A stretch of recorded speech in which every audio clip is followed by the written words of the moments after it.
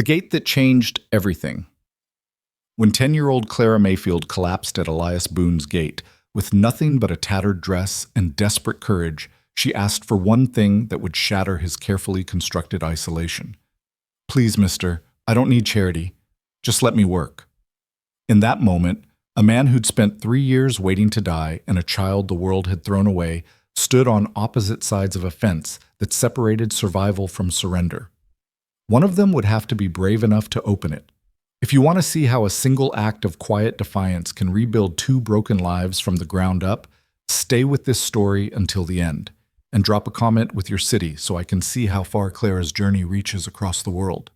The Nebraska plains stretched endlessly in every direction, a sea of yellowed grass that whispered and bent under the late summer wind. The sky hung low and colorless, neither welcoming nor hostile, just vast and indifferent, the way it had been for as long as Elias Boone could remember. He stood on the sagging porch of his farmhouse, one boot resting on a board that groaned with rot, his calloused hands wrapped around a tin cup of coffee gone cold hours ago. The farm was dying. He could see it in the weathered fence posts that leaned like old men too tired to stand straight, in the barn door that hung crooked on rusted hinges, in the garden plot where weeds had long since claimed victory over anything worth harvesting.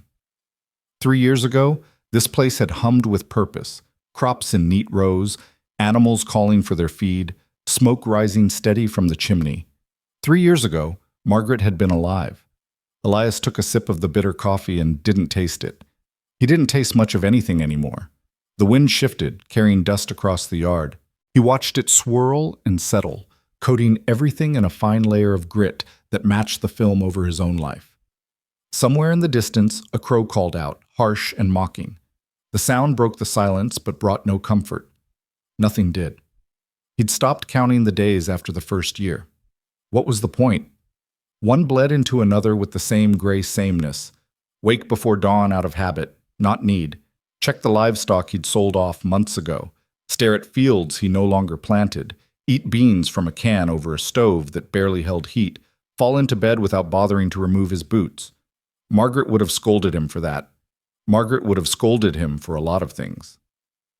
The letter from his son sat on the kitchen table inside, unopened. It had arrived 4 days ago, forwarded from town by a postal carrier who'd looked at Elias with something between pity and discomfort. Elias had recognized the handwriting immediately. Thomas's careful, slanted script. So much like his mother's, it made his chest ache. He hadn't touched it since setting it down. What could Thomas possibly have to say that would matter now? The boy had left 2 years ago after the worst fight they'd ever had, words thrown like stones meant to wound. Elias had stood in this very spot and watched his son ride away without looking back, watched until the dust settled and the road stretched empty again. He told himself he didn't care. He told himself a lot of lies in the years since Margaret died. The truth was simpler and harder. He'd failed them both. Failed Margaret by letting grief turn him into a ghost. Failed Thomas by being too broken to be the father the boy needed. And now here he was, 53 years old, alone on a farm that mirrored his own decay, waiting for nothing in particular except maybe the mercy of time running out. Elias drained the last of the cold coffee, grimacing at the grounds that caught in his teeth. He should go inside, maybe heat up something resembling a meal, maybe finally open that damn letter. Instead, he stayed where he was, watching the afternoon shadows stretch long across the yard. That's when he saw her. At first he thought his eyes were playing tricks, a heat shimmer on the road, a trick of the light. But the figure kept coming, small and dark against the pale dirt path that cut through the grassland, too small to be a rider, too deliberate to be a lost traveler. Elias set down his cup and straightened, squinting against the glare. A child, walking alone, carrying something in her arms. His first instinct was to turn away, go inside, let whoever it was pass by.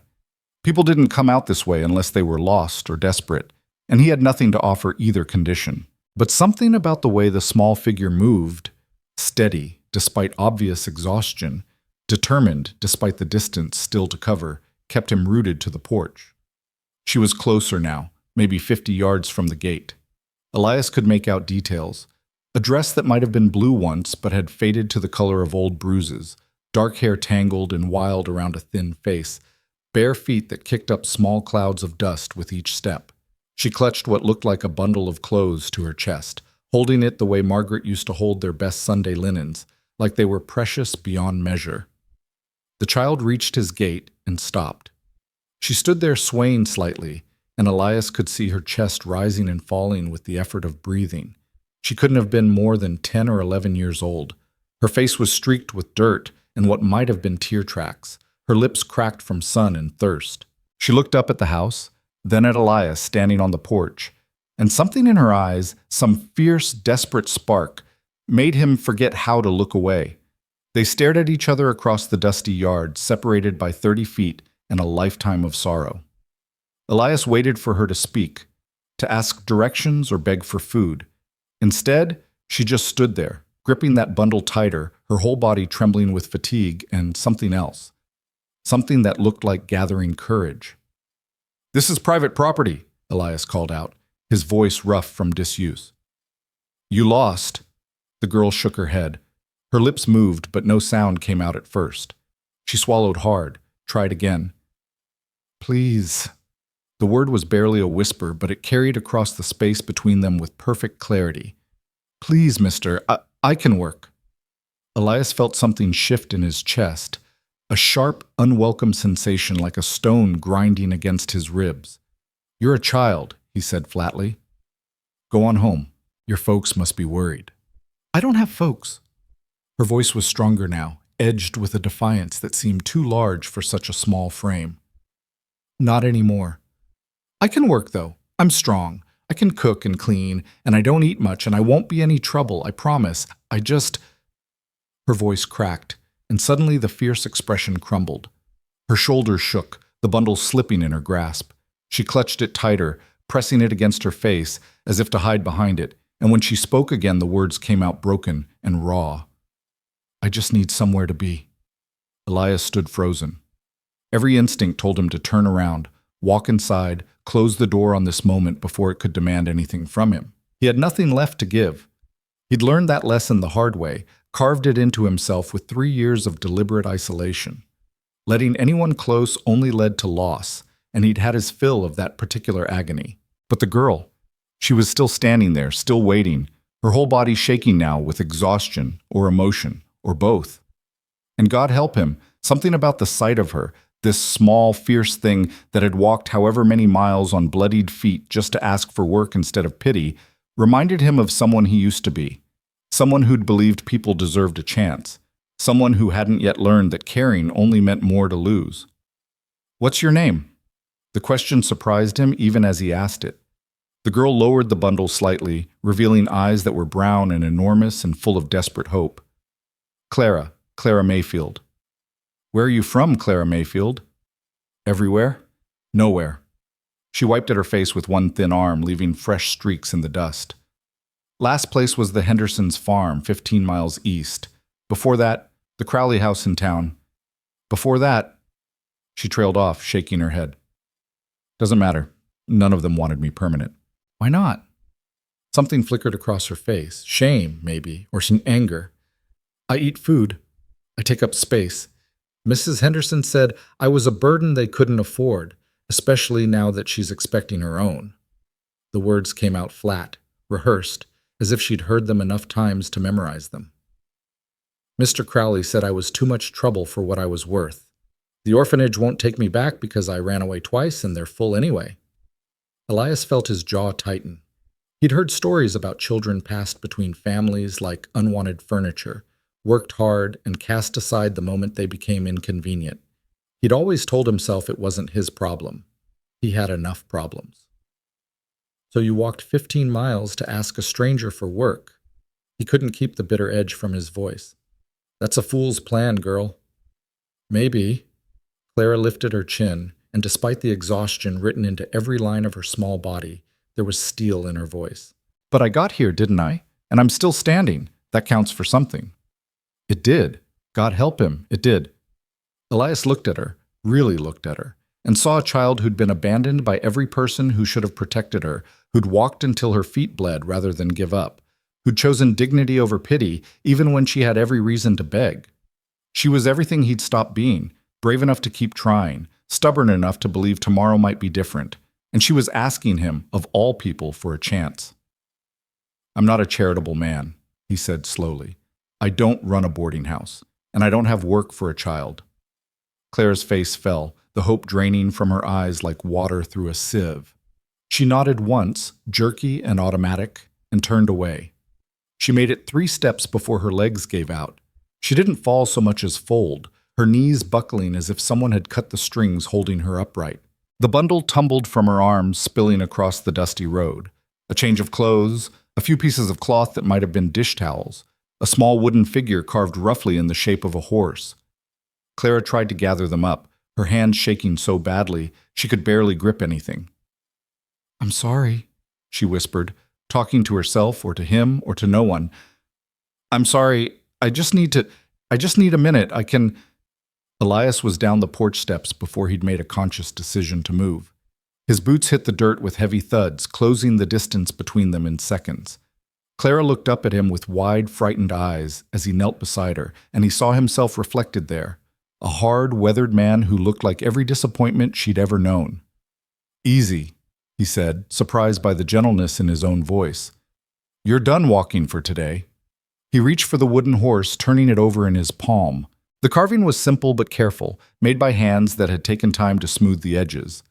"This yours?" Clara nodded, not trusting herself to speak. "Someone made it for you?" "My pa." The words were barely audible. "Before he died. It's all I have left of him." Elias closed his eyes briefly, feeling the weight of that small carved figure settle in his palm like an accusation. He thought of Thomas, of the toy soldiers he'd whittled for his son during long winter evenings, of Margaret's smile as she watched them play.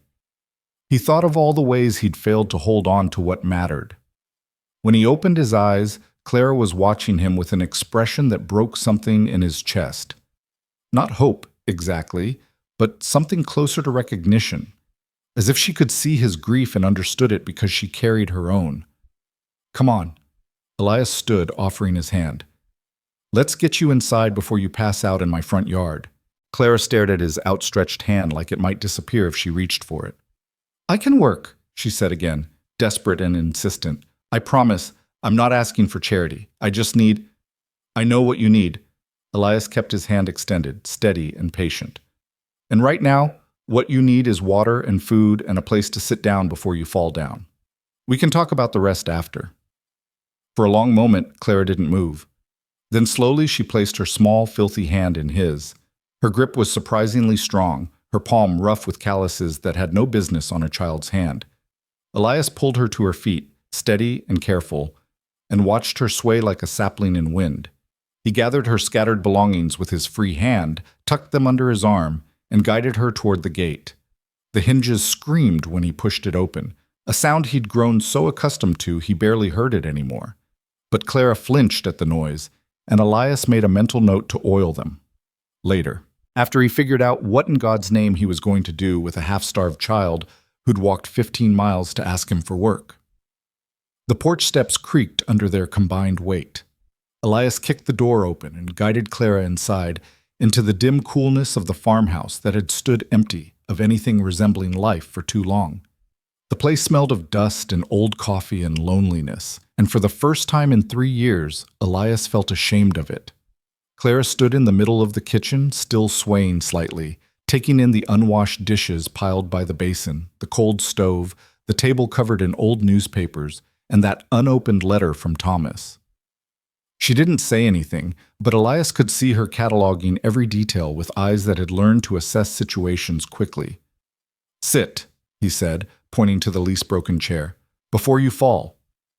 She sat, her movements careful and precise, as if afraid that taking up space might revoke the invitation. Elias moved to the water barrel, filled a tin cup, and brought it to her. Clara took it with both hands, drinking in deep, desperate gulps that made him wince. When she finished, she set the cup down with exaggerated care and wiped her mouth with the back of her hand.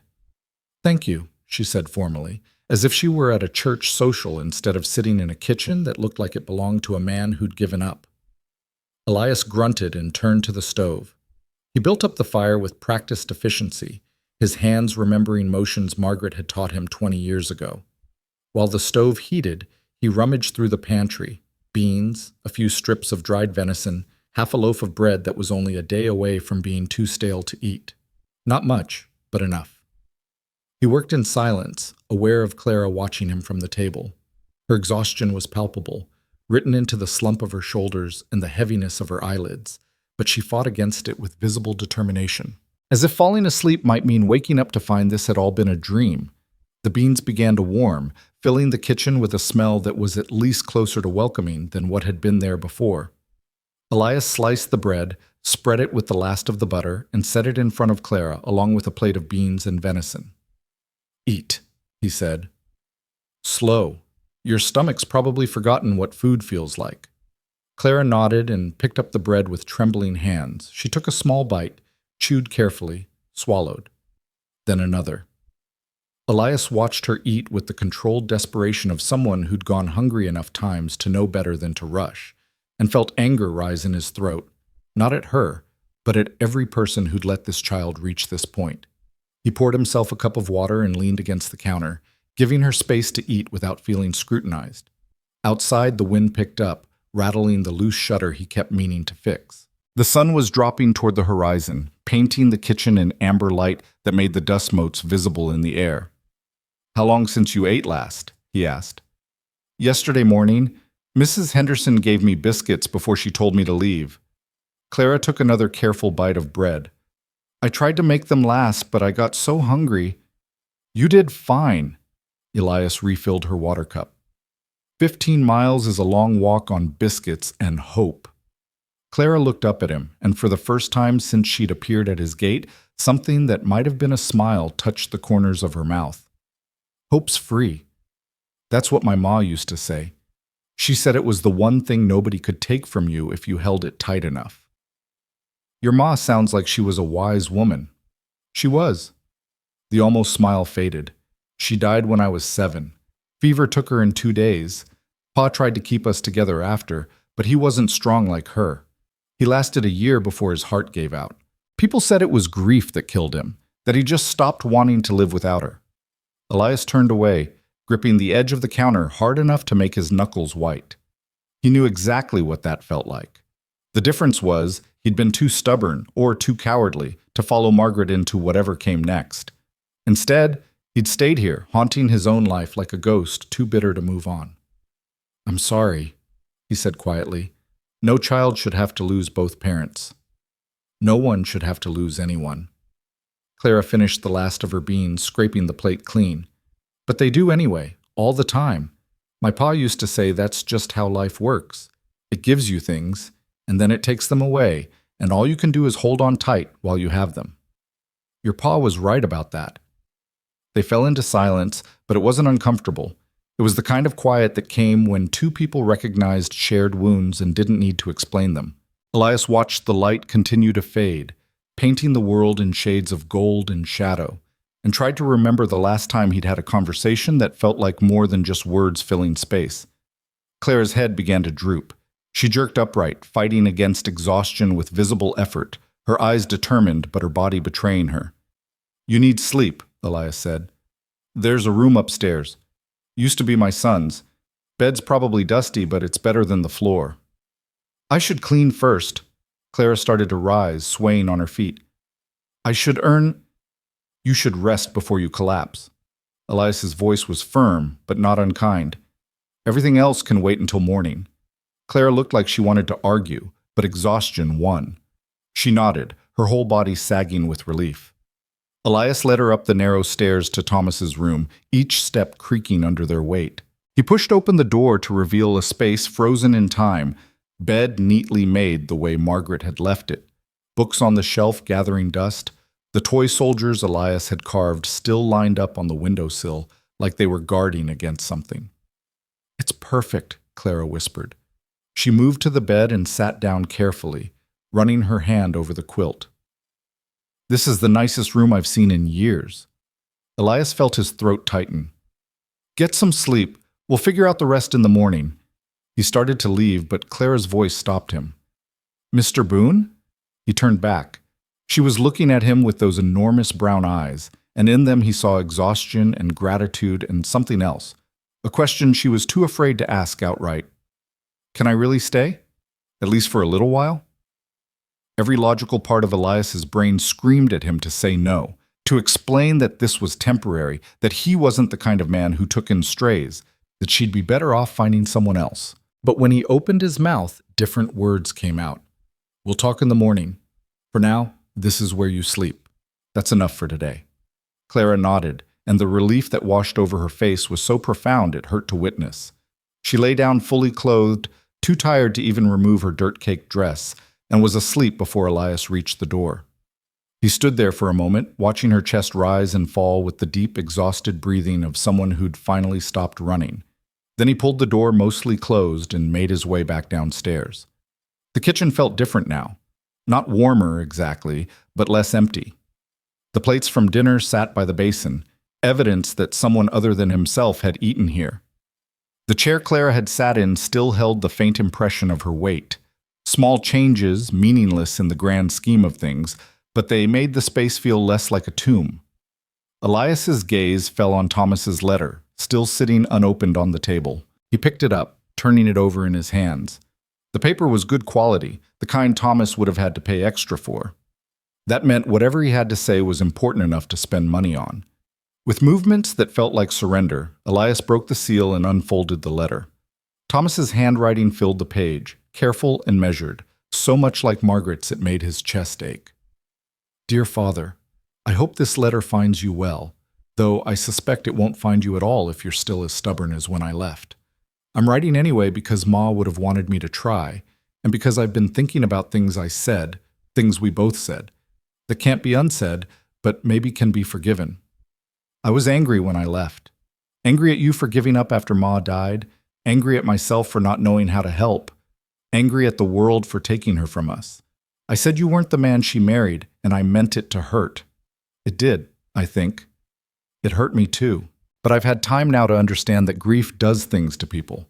It changes them in ways they can't always control. I watched it change you, and I couldn't bear to watch anymore. So I ran. That makes me a coward, I think. Maybe we're both cowards in our own ways. I'm in Omaha now, working at a lumber mill. The work is hard but steady, and I've saved enough to think about starting my own life. But before I do that, I need to know. Is there still a place for me at home? Not to stay forever, but to come back and make peace with whatever we are to each other now. If you don't want to see me, I'll understand. If this letter joins the others I've sent unopened, I'll understand that too. But if there's any part of you that remembers we used to be father and son, that we used to matter to each other before grief got in the way, please write back. I miss you, Pa. I miss Ma. I miss who we were. Your son, Thomas Elias, read the letter twice, then a third time. Others I've sent unopened. How many letters had come before this one, forwarded from town and left to gather dust because Elias couldn't face what they might contain? How many times had his son reached out across the distance between them, only to be met with silence? He set the letter down with shaking hands and looked around the kitchen, at the dirty dishes, the cold stove, the dust that coated everything like a shroud. He looked at the chair where a 10-year-old girl sat sleeping upstairs, a girl who'd walked 15 miles on bloodied feet just to ask for a chance to work because she believed dignity mattered more than pity. And he looked at his own hands, calloused and scarred from years of labor, strong enough to build or destroy, depending on what he chose to do with them. Margaret's voice echoed in his memory, soft and warm like summer rain. You're a good man, Elias Boone. Don't you forget that, especially when times get hard. He'd forgotten. God help him, he'd forgotten on purpose because being good hurt too much when everyone you loved disappeared. But maybe forgetting wasn't the answer. Maybe the answer was standing on the other side of a gate that Clara Mayfield had been brave enough to approach, asking a question she had no right to expect him to answer honestly. Please, mister, I just need somewhere to be. Elias pulled out a clean sheet of paper from the drawer where Margaret used to keep her correspondence. His hand shook as he picked up a pen, and for a long moment he just sat there, staring at the blank page. Then, slowly, he began to write. Thomas, come home. He signed it simply, Pa. It wasn't eloquent. It wasn't enough to repair 3 years of silence and sorrow. But it was a start. The smallest crack in the wall he'd built around himself, letting in the first sliver of light. Upstairs, Clara Mayfield slept the dreamless sleep of the exhausted. Outside, the Nebraska plains stretched dark and endless beneath a sky full of stars that neither promised nor denied anything. And in the kitchen of a farmhouse that had been dying by inches, a man who'd forgotten how to hope sat at a table and sealed a letter that might, just might, be the first step toward remembering. The gate stood open. For the first time in 3 years, something had been allowed to pass through. Morning arrived with the kind of light that made promises, soft and golden, spilling through the kitchen window where Elias sat nursing his third cup of coffee. He'd barely slept, his mind churning through the implications of what he'd done. The letter to Thomas lay sealed on the table, waiting for the weekly trip to town. Clara Mayfield slept upstairs in his son's room. And somehow, in the span of 12 hours, his carefully maintained isolation had cracked wide enough to let the world back in. He heard her before he saw her, light footsteps on the stairs, hesitant and careful. Clara appeared in the doorway, her hair still wild from sleep, her dress wrinkled and stained. She looked small in the morning light, fragile in a way that made Elias's chest tighten. But her eyes were alert, already scanning the kitchen with the practiced assessment of someone used to figuring out what was expected of them. "Morning," Elias said, keeping his voice neutral. "There's oatmeal on the stove. Help yourself." Clara moved to the stove with quick, efficient movements. She served herself a small portion, brought it to the table, and sat down in the same chair she'd occupied the night before. She ate in silence, her movements economical and precise, not wasting a single motion. Elias watched her over the rim of his coffee cup. "Sleep all right?" "Yes, sir. Best I've slept in months." She paused, then added quietly, "Thank you for letting me stay the night. We need to talk about that." Clara's spoon stilled halfway to her mouth. Her shoulders tensed, and Elias recognized the posture, bracing for rejection, for the inevitable moment when kindness revealed itself as temporary. He'd seen Thomas stand the same way during their last fight, waiting for words that would cut. "You said you could work," Elias continued. "What kind of work are you talking about?" The tension in Clara's shoulders shifted slightly. Not relief exactly, but something close to it. She set down her spoon and met his gaze directly. "I can cook. Not fancy, but filling and decent. I can clean, mend clothes, tend a garden if you've got one. I'm strong enough to carry water and feed chickens if you keep any. I can read and write too if there's paperwork that needs doing." She paused, then added with quiet determination, "And I learn fast. Whatever you need done, I can figure it out." Elias leaned back in his chair, studying her. "That's a lot of skills for a 10-year-old. I'm 11. And when you get passed around enough, you learn to make yourself useful, or you don't eat." There was no self-pity in her voice, just statement of fact. "The families that kept me longest were the ones where I worked hard enough to justify the food I ate." The casual way she said it made Elias's anger flare again. Not at her, but at a world that taught children their worth was measured in labor, that made them earn basic kindness like it was a privilege instead of a right. "This farm's in bad shape," he said slowly. "I've let it go these past few years. There's work here, more than I can handle alone anymore. But I need you to understand something. I'm not a kind man, Clara. I'm not patient, and I don't have much practice being around people anymore. I won't yell at you, but I won't coddle you either." "I don't need coddling." Clara's chin lifted. "I just need honest." "Fair enough." Elias drained the last of his coffee. "Here's honest, then. You can stay for now. You'll work, but you'll also eat proper meals and sleep in a real bed. You'll go to school when it starts up again in the fall. Don't argue. That's not negotiable. In return, I expect you to pull your weight around here. I expect you to be truthful with me, and I expect you not to steal or cause trouble. Can you agree to that?" Clara nodded so hard her hair fell into her face. "Yes, sir. I promise. You won't regret this."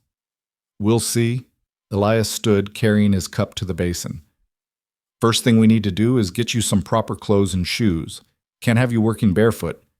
We'll head into town this afternoon." "I don't have any money." "Didn't ask if you did. I said we're going to town." He turned to face her, his expression firm.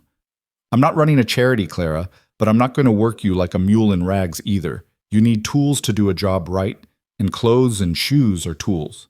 Understood?" Clara stared at him with an expression that made Elias deeply uncomfortable. Something between disbelief and gratitude so raw it felt invasive to witness. She nodded, not trusting herself to speak. "Good. Now finish your breakfast. Then I'll show you around the place so you know what you're getting yourself into." The tour of the farm took the better part of an hour, and with each structure they visited, Elias felt his shame deepen. Through Clara's eyes, he saw the full extent of his neglect. The barn with its sagging roof and rotted boards, the chicken coop empty except for 3 scrawny hens, the garden plot choked with weeds, the well pump that groaned and sputtered. The fences leaned at dangerous angles, the tool shed door hung crooked, and the fields lay fallow, their potential buried under seasons of neglect. Clara took it all in without comment, her expression thoughtful rather than judgmental. When they returned to the house, she stood in the yard looking around with her hands on her hips, and Elias was struck by how much she looked like Margaret in that moment, assessing a situation with practical eyes, already making mental lists of what needed doing. "It's a lot of work," Clara said finally, "but it's not hopeless." "That's a generous assessment." "My pa used to say nothing's truly broken until you stop believing it can be fixed." She turned to look at him, and her eyes held a wisdom that seemed too old for her years. "You stopped believing, didn't you? That's why you let it get this bad." Elias felt his jaw tighten. He could have deflected, could have told her it was none of her business, could have reminded her she was a child and had no right to talk to him that way. Instead, he told the truth. "Yeah, I stopped believing in a lot of things." Clara nodded slowly, as if this confirmed something she'd already suspected. "What made you stop?" "My wife died 3 years ago. Fever took her, same as your ma. 1 week she was fine, the next she was gone." The words came out flat, emotionless, the only way he knew how to say them anymore. "After that, nothing seemed to matter much. My son left. I let the farm go. Figured I'd just wait it out until my turn came." "But you're still here." "Apparently I'm too stubborn to die." Clara's expression softened with something that looked like understanding. "My pa was like that too, after Ma died. He kept trying to live for my sake, but his heart wasn't in it anymore. I used to hear him crying at night when he thought I was asleep. He'd apologize to Ma's picture, tell her he was trying, but he didn't know how to do it without her." Elias felt his throat constrict. "I'm sorry you had to hear that. I'm sorry you had to feel it." Clara looked back at the farmhouse, at the peeling paint and broken shutters. "But maybe you don't have to feel it alone anymore. Maybe that's why I ended up here.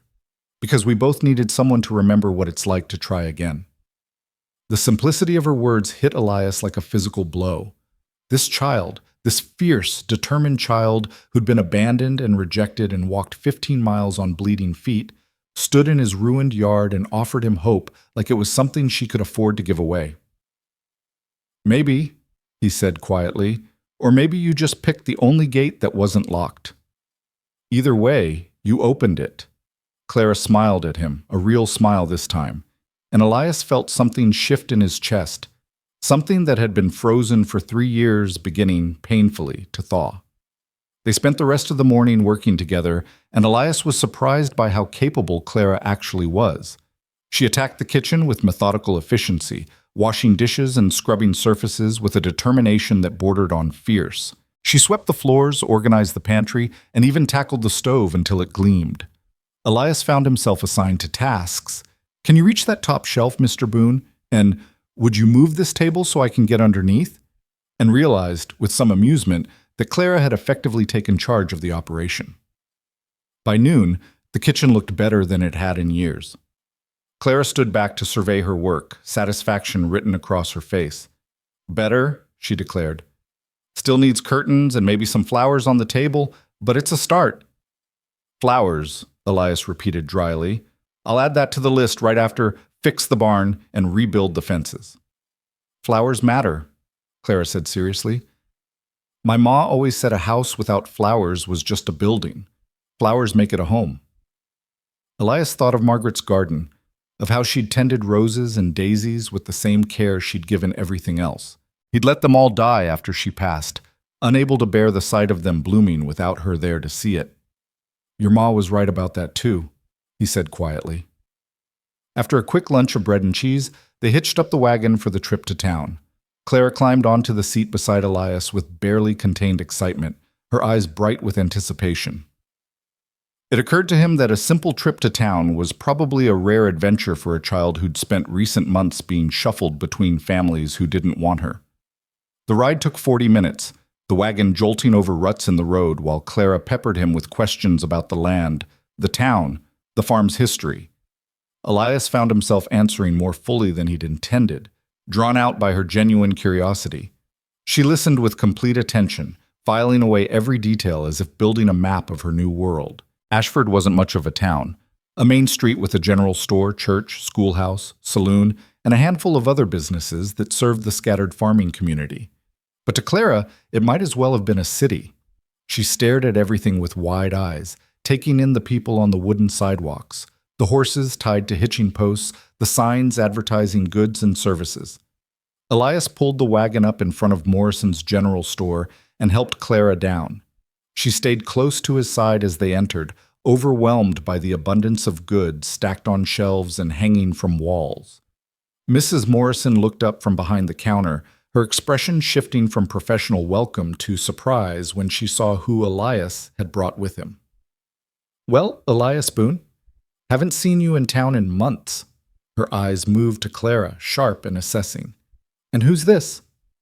"Clara Mayfield. She's staying at my place, helping out." Elias kept his voice neutral, daring her to make something of it. Mrs. Morrison's eyebrows rose, but years of running a store in a small town had taught her when to mind her own business. "I see. What can I help you with today?" "The girl needs clothes, work dresses, something for Sunday, shoes, whatever else girls her age need." He glanced down at Clara. "Don't be shy about it. Tell Mrs. Morrison your size." What followed was a flurry of measurements and selections. Mrs. Morrison proved surprisingly kind, pulling out practical dresses and sturdy fabrics, showing Clara how to check for quality stitching, offering advice on what would wear well. Clara touched everything reverently, as if the simple cotton dresses were made of silk. "How about this one?" Mrs. Morrison held up a blue dress with small white flowers.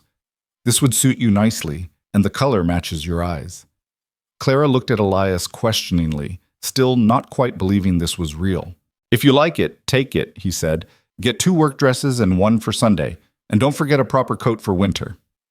By the time they finished, they had accumulated 2 work dresses, a Sunday dress, a coat, 2 pairs of shoes, stockings, undergarments, a nightgown, and a new hairbrush. Mrs. Morrison wrapped everything in brown paper and tied it with string while Elias paid, refusing to meet his eyes when the amount was higher than expected. "Thank you," Clara whispered as they loaded the packages into the wagon. "Thank you so much, Mr. Boone." "They're just clothes, Clara. You needed them." "They're not just clothes." She clutched the packages to her chest. "They're the first new things anyone's bought me since my parents died. Everything else has been hand-me-downs or charity barrels. This is mine." The wonder in her voice made Elias's chest ache. He cleared his throat roughly and climbed onto the wagon seat. "Well, don't go thinking this is a regular occurrence. You'll work those clothes threadbare before we buy more." Clara climbed up beside him, still beaming. "Yes, sir. I'll take good care of them, I promise." They were halfway out of town when a voice called out, "Elias! Elias Boone! Hold up!" Elias pulled the wagon to a stop and turned to see Reverend Hutchins hurrying toward them, his black coat flapping in the breeze. The Reverend was a kind man but persistent, and Elias had been avoiding him for 3 years for exactly that reason. "Reverend," Elias said curtly. "Elias, it's good to see you in town. And who's this young lady?" The Reverend smiled warmly at Clara. "Clara Mayfield. She's staying at my place." "Is that so?" The Reverend's expression turned curious. "I don't believe I know your family, Clara. Where are you from?" Clara hesitated, and Elias saw the moment she decided on honesty. "I'm an orphan, sir. My parents died a few years back. I've been staying with different families, but none of them wanted to keep me permanent. Mr. Boone's giving me a chance to work for my keep." The Reverend's face shifted through several emotions. Surprise, concern, calculation. His gaze moved to Elias, assessing. That's very charitable of you, Elias. Though I wonder if you've thought this through. A young girl living with a single man, even with the best intentions, might cause talk. Let them talk. Elias's voice went flat and hard. The girl needed help. I had space. That's the end of it.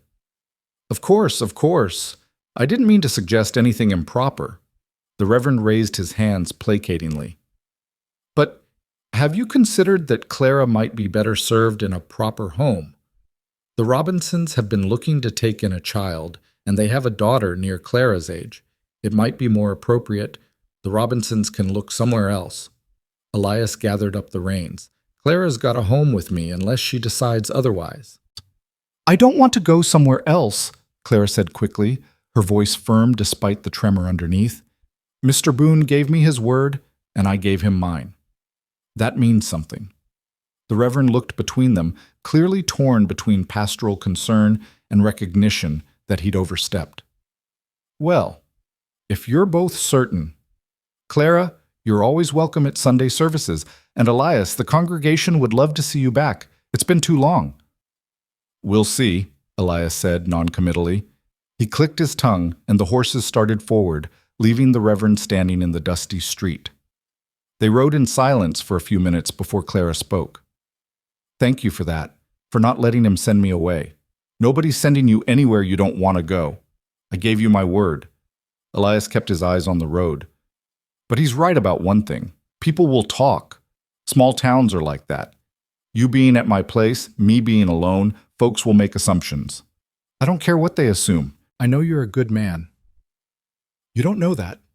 You barely know me. I know you fed me when I was hungry. I know you gave me a bed and new clothes and didn't ask for anything in return except honest work. I know you looked sad when I talked about my parents dying, which means you still feel things even though you try to pretend you don't. Clara turned to face him fully. And I know you wrote a letter last night after you thought I was asleep, and you sat at that table for a long time staring at it before you sealed it. That tells me you're trying to fix something that's broken, same as me. Elias's hands tightened on the reins. You're too observant for your own good. My pa used to say that too. Clara smiled slightly. He said I noticed things other people missed because I was always watching, always trying to figure out how to fit in. I guess I never stopped. Well, you don't have to watch so careful at my place. You're not a guest trying to earn your keep. You're... He trailed off, unsure how to finish that sentence. Home? Clara supplied hopefully. The word hung in the air between them, heavy with meaning neither of them was quite ready to examine too closely. Elias let it settle without confirmation or denial, and somehow that felt more honest than either would have been. They spent the rest of the ride in comfortable silence, the wagon wheels creaking rhythmically as the sun moved across the sky. When they finally reached the farm, Clara gathered her packages with care and headed inside to put away her new belongings. Elias unhitched the horses and led them to the barn, taking his time with the task while his mind churned. The Reverend's words had struck deeper than he wanted to admit. People would talk. They'd make assumptions about his motives, about Clara's situation, about the propriety of the whole arrangement. Part of him wanted to care about that, to worry about reputation and appearance the way Margaret would have. But a larger part of him was too tired to give a damn what anyone thought. Clara needed a place to be. He had a place that needed life breathed back into it. Everything else was noise. He found her in the kitchen when he returned to the house wearing one of her new work dresses and looking absurdly pleased with herself. She'd tied her hair back with a ribbon from the packaging, and the transformation was striking. She looked less like a lost waif and more like a real child, one who belonged somewhere. Fits perfect, she announced, spinning in a circle. And look, pockets, she demonstrated by shoving her hands into them, grinning. Elias felt something in his chest crack a little wider. Good. Now let's see if those shoes fit as well as you think, because tomorrow we start on real work. Garden needs clearing, chicken coop needs mucking, and those fences won't fix themselves. Yes, sir. Clara's grin didn't fade. I'm ready. And somehow, watching her stand there in her new dress with dirt still under her fingernails and hope shining in her eyes, Elias thought maybe he was too. That night, after Clara had gone to bed, Elias sat at the kitchen table with the letter to Thomas. He turned it over in his hands, feeling the weight of those two words, "come home," and wondering if his son would actually respond. 3 years was a long time.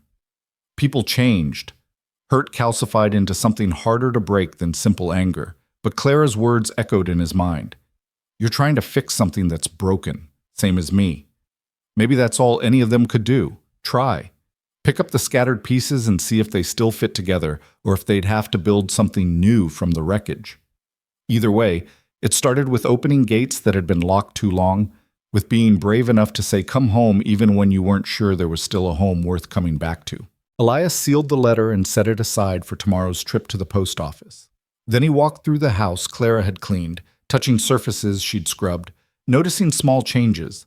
A jar of wildflowers on the windowsill that hadn't been there this morning, a dish towel folded neatly by the basin, the way she'd arranged the firewood by the stove. Small things. Meaningless in the grand scheme of things. Except they weren't meaningless at all. They were evidence that someone cared enough to try, that life was happening here again in small, incremental ways. And if a 10-year-old girl could walk 15 miles on bleeding feet to ask for a chance, the least he could do was be brave enough to take it. Elias climbed the stairs and paused outside Thomas's room. Clara's room now.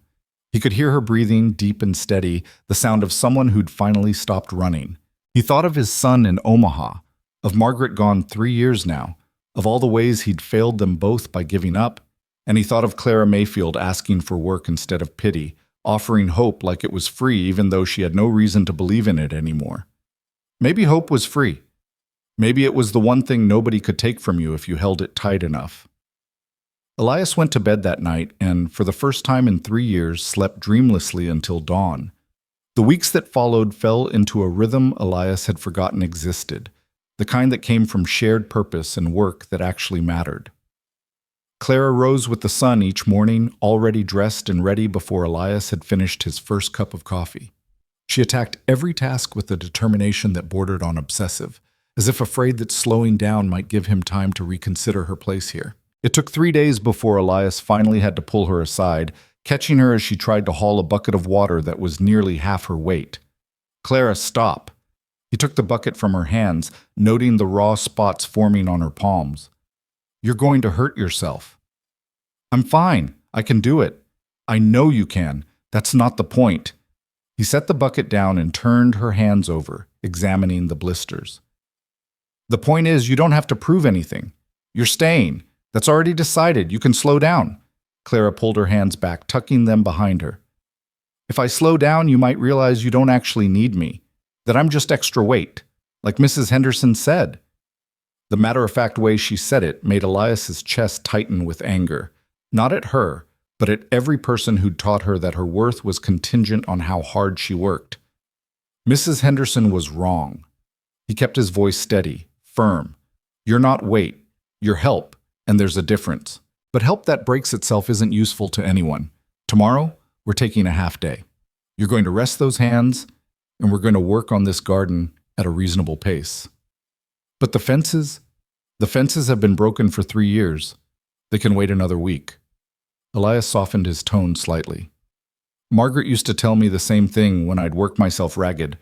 She'd say, 'Elias, the farm will still be here tomorrow, but you won't be any good to it if you collapse.' She was right then, and I'm right now. Understood?" Clara nodded slowly, and something in her expression shifted, a small crack in the armor of self-sufficiency she wore like protection. "Did you love her very much? Your wife?" The question caught Elias off guard. He was silent for a long moment, watching the afternoon sun paint the yard in shades of amber. "More than I knew how to say while she was alive. I thought we had time to say all the things that mattered. Turns out time's not as reliable as you think." My pa used to say something similar. He said he should have told my ma he loved her more often, that he'd wasted too many days being quiet when he should have been speaking. Clara looked down at her blistered hands. After she died, he told me every single day, like he was making up for lost time, or making sure I didn't make the same mistake. "Sounds like your pa learned something important, even if it came late." "Do you think it's too late for you? With your son, I mean?" Elias felt his jaw tighten. The letter to Thomas had been posted 2 weeks ago, and every day since he'd found himself watching the road with an anticipation he refused to acknowledge. I don't know, maybe, but I'm trying anyway. That's brave. Clara said it simply, without artifice, and somehow that made it land harder than any elaborate compliment could have. It's not brave. It's just finally doing what I should have done 3 years ago. I think it's both. Clara picked up the bucket again, but this time she only filled it halfway before carrying it toward the garden. Come on, if we're taking tomorrow off, we should at least get the tomato plants watered today. They worked side by side as the sun tracked across the sky, and Elias found himself explaining things he hadn't realized he remembered. How to tell when soil needed more water, which weeds were actually herbs worth keeping, the way Margaret had arranged her garden so vegetables and flowers grew together like they were keeping each other company. Clara absorbed every word, asking questions that showed she was actually listening, not just being polite. By evening, the garden looked less like a battlefield and more like something that might actually grow food. Clara's hands were filthy, and her new dress was streaked with dirt, but she stood back to survey their work with obvious satisfaction. It's going to be beautiful once everything grows in, she said. Your wife had good taste in how to arrange things. She had good taste in most things. Elias allowed himself a small smile.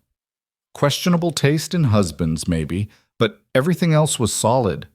Clara laughed, the sound bright and unexpected in the quiet evening air. It occurred to Elias that he hadn't heard a child laugh on this property in years, and the absence of it had been like living in a house without windows. You didn't realize how dark it was until light found its way back in. They were washing up for dinner when they heard the sound of hoofbeats on the road. Elias glanced out the window and felt his heart kick against his ribs. A rider was approaching, moving at an easy pace, silhouetted against the setting sun. Even from a distance, even after 2 years, Elias recognized the way his son sat a horse, straight-backed and careful, the way Margaret had taught him. Clara, his voice came out rougher than intended. Go upstairs for a bit. But who, please, just for a few minutes. Clara looked at him sharply, reading something in his expression, and nodded. She disappeared up the stairs without another word, and Elias was grateful for her intuition even as his heart hammered in his chest. He stepped onto the porch as Thomas rode through the gate that had stood open since Clara arrived, he realized. His son had changed in 2 years, filled out in the shoulders and chest, his face more angular and weathered from hard work, but his eyes were the same. Margaret's eyes, dark and thoughtful, cautious in a way that spoke of old wounds not quite healed. Thomas dismounted slowly, tying his horse to the porch rail. Father and son stood on opposite sides of the steps, the space between them filled with everything they hadn't said for 3 years. Pa! Thomas's voice was steady but careful, testing the waters. Thomas. Elias gripped the porch railing, needing something solid to hold on to. Got your letter. Didn't think you would. Figured it'd join the others.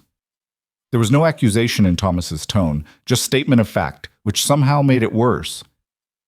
The others went unopened. I'm not proud of that. Elias forced himself to meet his son's eyes. This one didn't, and I wrote back. 2 words. Come home. Thomas's mouth quirked in something that wasn't quite a smile. That's not much of a conversation, Pa. It was all I had right then. Didn't know if you'd even want more than that. I came, didn't I? Thomas climbed the steps slowly, stopping at the top to really look at his father. His expression shifted as he took in the details. The cleaned porch, the oiled gate hinges, the windows that actually looked like someone cared whether they were clean. Place looks different, better. Had some help recently. Elias hesitated, then decided honesty was the only path forward. There's someone I want you to meet. A girl showed up a few weeks back, needed a place to stay. She's been helping fix things up. Thomas's eyebrows rose. A girl? What kind of girl? The kind that walked 15 miles to ask for work instead of charity. The kind that's too stubborn to quit even when she should. Elias turned toward the door. Clara, you can come down now. Footsteps sounded on the stairs, and Clara appeared in the doorway. She'd washed her face and changed into her Sunday dress, clearly wanting to make a good impression. She looked at Thomas with wide, uncertain eyes, then at Elias. Clara Mayfield. This is my son Thomas. Thomas, this is Clara. She's staying here, helping me get the farm back in shape. Thomas studied Clara with the same careful assessment Elias had used when she first arrived. How old are you, Clara? 11, sir. Her voice was steady despite her obvious nervousness. I'm sorry if I'm intruding on your homecoming. I can go wait in the barn if you'd like privacy. No. The word came from both Elias and Thomas simultaneously. They looked at each other, surprised, then Thomas continued. No, you're fine. If you've been helping my father, then you're part of whatever this is now. The tension in Clara's shoulders eased slightly. Thank you. I'll go finish preparing dinner. There's enough for 3 if you're hungry, Mr. Thomas. Just Thomas is fine. And yes, I'm starving. Haven't had a home-cooked meal in longer than I care to admit. Clara nodded and disappeared back into the kitchen, leaving father and son alone on the porch. The silence stretched between them again, but it felt different now, less hostile, more uncertain, like they were both trying to figure out how to bridge a gap that had seemed impossible to cross just weeks ago. She seems like a good kid, Thomas said finally. Where'd she come from? Orphanage originally, been passed around between families who didn't want to keep her. She showed up here half-starved and desperate. Elias leaned against the railing. Reminded me of someone I used to be back before I gave up on things mattering. And now? Now I'm trying to remember how to care again. It's harder than I thought it'd be. Elias met his son's eyes. I'm sorry, Thomas, for shutting down after your ma died, for pushing you away when you needed me, for being so wrapped up in my own grief I couldn't see yours. Thomas's throat worked as he swallowed hard. I'm sorry, too, for leaving like I did, for the things I said, for not being patient enough to wait for you to come back to yourself. You were grieving, too. You shouldn't have had to be patient. Maybe not, but I should have stayed anyway. Thomas looked out across the yard at the farm he'd grown up on. I thought about coming back 100 times, always found a reason not to. Then your letter arrived and I realized I was making the same mistake you were, waiting for the perfect moment instead of just taking the chance. What changed your mind? Honestly, the fact that you wrote it all. 2 words or 200 didn't matter. It meant you were still in there somewhere, still willing to try. Thomas turned back to his father. That was enough to get me on a horse. Elias felt something loosen in his chest, a knot of tension he'd carried so long he'd forgotten it was there. I don't know how to fix what's broken between us. Don't even know if it can be fixed. Maybe it can't. Maybe we have to build something new instead. Thomas extended his hand. I'm willing to try if you are. Elias looked at his son's outstretched hand, calloused from work, steady with purpose, offering something he wasn't sure he deserved but desperately wanted. He reached out and clasped it, feeling Thomas's grip tighten in response. I'm willing, Elias said quietly. They stood there on the porch, hands clasped, neither quite ready to let go. The sun continued its descent, painting the sky in shades of orange and purple, and from inside the house came the sounds of Clara preparing dinner, the clatter of dishes, the scrape of a pot on the stove, small domestic noises that spoke of life happening again in a place that had been too quiet for too long. Dinner that night was awkward at first, all 3 of them trying to find their footing in this new configuration. Clara served the food she'd prepared, chicken and vegetables, bread she'd baked that morning, coffee that was actually hot and strong, and then sat at the table like she wasn't quite sure she belonged there. This is really good, Thomas said after his first bite, and the relief on Clara's face was almost painful to witness. Where'd you learn to cook like this? My ma taught me the basics, the rest I picked up from the families I stayed with. Clara pushed food around her plate. Mrs. Henderson was particular about her cooking. I learned a lot from her, even if she didn't want to keep me. Her loss, then. Thomas took another bite, then looked at his father. So, how's the farm doing? Really doing, I mean. From what I could see riding in, you've got work cut out for you. That's an understatement. Elias set down his fork. Crops haven't been planted in 2 years. Most of the livestock's been sold off. Fences are a disaster, barn needs major repairs, and I haven't kept up with much of anything except feeling sorry for myself. The blunt honesty seemed to surprise Thomas. At least you're clear-eyed about it. Hard not to be when an 11-year-old girl shows you your own shame reflected back. Elias glanced at Clara, who'd gone pink. She's been working harder than I have to fix things up. Cleaned the whole house in 3 days, got the garden started, even organized the damn pantry. Because it needed doing, Clara said quietly. And because I wanted to help. Thomas studied her for a moment, then nodded slowly. Well, if you're willing to take on more help, I could stay for a while. I've got some money saved and I'm good with carpentry and repairs. We could probably get this place back to something resembling functional before winter hits. Elias felt his chest tighten. You'd do that? Stay here and help? That's why I came, Pa. Not just to make peace, but to see if there's still something worth building here. Thomas looked around the kitchen at the clean surfaces and organized space. Looks like there might be. Clara's face lit up with hope so pure it hurt to witness. That would be wonderful. There's so much work to do, and Mr. Boone can't do it all alone, and I'm strong, but I'm not strong enough for the heavy repairs, and… She stopped herself, flushing. Sorry, I'm talking too much. You're fine. Thomas smiled at her, and Elias saw a flash of Margaret in that expression, the same warmth, the same easy kindness. I like enthusiasm. Means you actually care about what happens here. I do care. Claire's voice was fierce. This place saved me. The least I can do is help save it back. They finished dinner with conversation that came easier as the evening wore on, planning work schedules and prioritizing repairs. Thomas would stay in the other upstairs bedroom, the one that had been a guest room before Margaret died. They'd start with the fences, move to the barn, get the fields ready for planting next spring. It was ambitious, maybe impossible, but something about having 3 people committed to the work made it feel achievable in a way it hadn't when Elias stood alone. After Clara went to bed, Thomas and Elias sat on the porch in the cooling night air, watching stars emerge in the darkening sky. The silence between them was more comfortable now, broken only by the chirping of crickets and the occasional call of a nightbird. She's good for you, Thomas said finally. Clara, I can see the difference already. You're still grieving, Ma, but you're not drowning in it anymore. She showed up at exactly the right moment, or the wrong one, depending on how you look at it. Elias took a sip of coffee. I was planning to just let everything go, including myself. Then this fierce little thing appeared at my gate asking for work, and I couldn't figure out how to say no. I'm glad you didn't. Thomas leaned back in his chair. You know people in town are going to talk, right? Single man, young girl, no blood relation. Reverend's probably already got his concerns. Reverend already expressed them. I told him to mind his own business. Elias's voice was flat. Let them talk.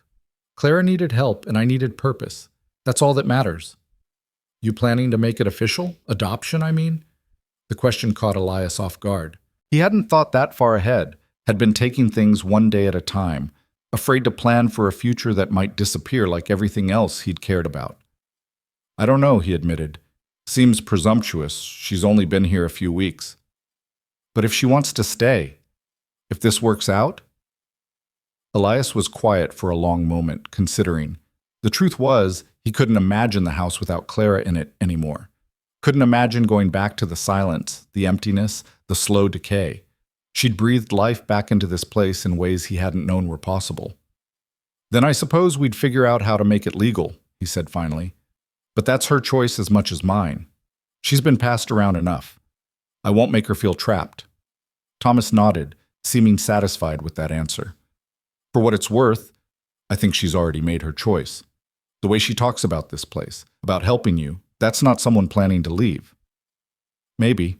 Or maybe she's just scared of what happens if she doesn't work hard enough to justify staying. Then I guess it's your job to show her she doesn't have to justify anything. That she belongs here because she belongs, not because she's useful. Thomas stood, stretching. I'm going to turn in. Dawn comes early, and we've got fences to start on. Elias watched his son disappear inside, heard his footsteps on the stairs, the creak of the guest room door opening and closing. Then he sat alone in the darkness, thinking about belonging and choices and the strange paths that led people to exactly where they needed to be. Clara had walked 15 miles to ask for work. Thomas had ridden from Omaha to respond to 2 words, and Elias had opened a gate he'd kept locked for 3 years, letting in more than he'd bargained for.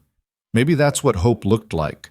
Not some grand dramatic gesture, but small acts of courage strung together until they built something worth keeping. A child asking for work, a father writing, "Come home," a son saying, "I'm willing to try." The stars wheeled overhead, indifferent and eternal, bearing witness to nothing and everything. Elias finished his coffee and went inside, where two people slept under his roof. Two people who were here because he'd been brave enough or foolish enough to say yes when every instinct told him to say no. The house felt different with them in it, warmer, fuller, like a building remembering it was supposed to be a home. The next morning brought Thomas's first full day of work, and Clara's obvious determination to prove herself useful to both men. She had breakfast ready before either of them finished dressing, the kitchen filled with the smell of eggs and bacon and fresh coffee. Thomas came down the stairs looking more rested than he had the night before, and Elias realized with a start that his son must have been carrying his own exhaustion, the kind that came from working hard and living lonely. "Morning," Thomas said, accepting the plate Clara offered. "This is going to spoil me. I've been living on hard bread and whatever I could cook over a boarding house stove." "Well, you're home now." Clara said it simply, like it was the most natural thing in the world, and Elias saw Thomas's expression shift. Surprise, then something softer. "Yeah," Thomas said quietly. "I guess I am." They ate quickly and headed out to start on the fences. Clara insisted on coming along, carrying tools and water, determined to be useful even when the work was clearly beyond her physical capability.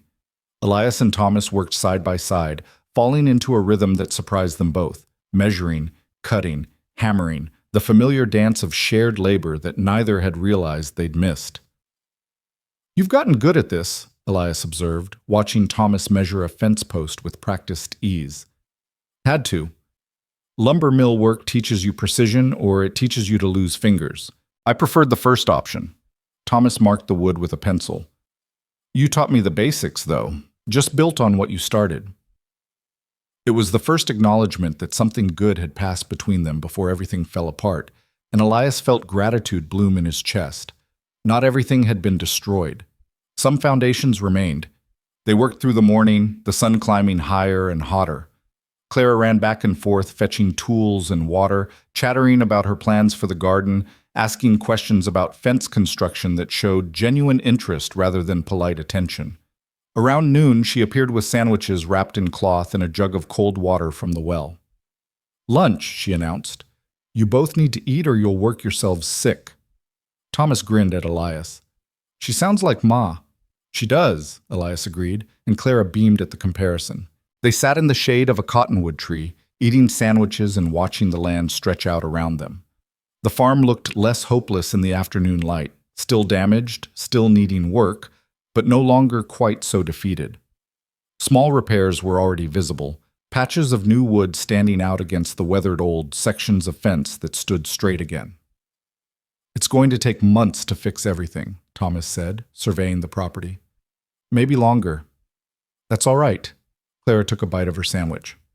"We've got time, and it's worth doing right." "When did you get so wise?" Thomas asked, amused. "When I learned that nothing good happens fast. Everything worth having takes work and patience and not giving up even when it's hard." She looked at Elias, then at Thomas. "That's true for farms and for families, I think." The simple truth of it hung in the air between them. Elias met his son's eyes and saw understanding there, recognition that they were all engaged in the same project, rebuilding things that had fallen into disrepair through neglect and grief. "You're right about that," Thomas said finally. "Guess we'd better get back to it then." They worked until sunset, until their muscles ached and their hands were raw, and the fence line showed visible progress. Claire had gone back to start dinner, and father and son stood together looking at what they'd accomplished in a single day. "Feels good," Thomas said. "Working with my hands again. Working here." "Feels right," Elias corrected. "Like maybe we're finally doing what we should have been doing all along." Thomas nodded slowly. "Yeah, like coming back to something you didn't know you'd lost until you found it again." They walked back to the house together as the sky turned orange and purple, the day's heat giving way to evening cool. Through the kitchen window they could see Clara moving around, preparing food, humming to herself, small signs of life happening in a space that had been too quiet for too long. "Pa?" Thomas stopped at the porch steps.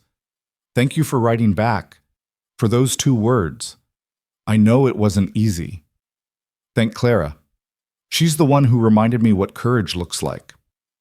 Elias climbed the steps, then turned back. But I'm glad you came. Gladder than I know how to say. That's enough.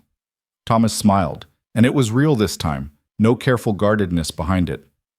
That's more than enough. They went inside together, into the warm kitchen where Clara had set 3 places at the table, where dinner waited and conversation would flow easier than it had in years. And Elias thought about gates and letters and small acts of bravery that opened doors people thought were locked forever. The work had only just begun, but for the first time in 3 years, he believed it might actually be worth finishing. The weeks turned into months with a speed that surprised all 3 of them. Summer's heat gave way to the crisp promise of autumn, and with each passing day the farm transformed from a monument to neglect into something that resembled purpose. The fences stood straight again, the barn roof no longer leaked, and the garden Clara had planted with such determination yielded vegetables that actually made it to the table instead of rotting in overgrown beds. But it was the small changes that mattered most, the sound of laughter at dinner, the way Thomas and Elias had learned to work together without old resentments poisoning every conversation, the fact that Clara no longer flinched when someone approached her too quickly. The house had become what it was always meant to be, a home where people belonged instead of just existed. One evening in late September, as the 3 of them sat on the porch watching the sunset paint the sky in shades of fire, Clara spoke up with the careful deliberation of someone who'd been thinking about something for a long time. "Mr. Boone, can I ask you something?" Elias looked over at her, noting the tension in her small shoulders. "You can ask me anything, Clara. You know that." "Why haven't you asked me about writing to Thomas?" She said it quickly, as if the words had been building pressure. "Before he came, I mean. The night I arrived, I saw you writing that letter, and I knew it was to your son because you were crying while you wrote it. But you never mentioned it, and I never said anything, and now he's here, and—" She stopped, frustrated with herself. "I guess I'm asking if you're angry that I saw something private." The admission hung in the air between them. Thomas looked between his father and Clara, clearly surprised by this revelation. "You wrote that letter the night Clara arrived?" Thomas asked quietly. Elias nodded, his throat tight. "Couldn't sleep. Kept thinking about what she'd said, about her pa trying to live for her sake but not knowing how without her ma, about how she'd walked 15 miles just to ask for a chance." He looked at Clara.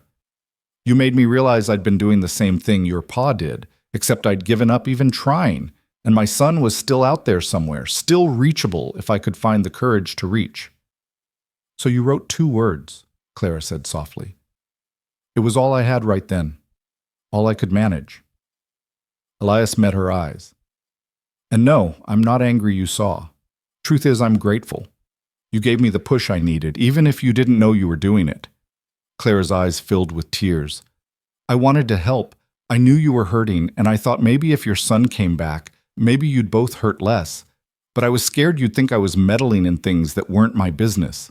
"You were meddling," Elias said, but his voice was gentle. "And I'm damn glad you were. Sometimes people need someone brave enough to meddle in their pain." Thomas leaned forward, his expression thoughtful. "Clara, did you know what you were doing when you came here? Did you pick this farm specifically?" "No, I just walked until I couldn't walk anymore, and your farm happened to be where I stopped." Clara wiped at her eyes.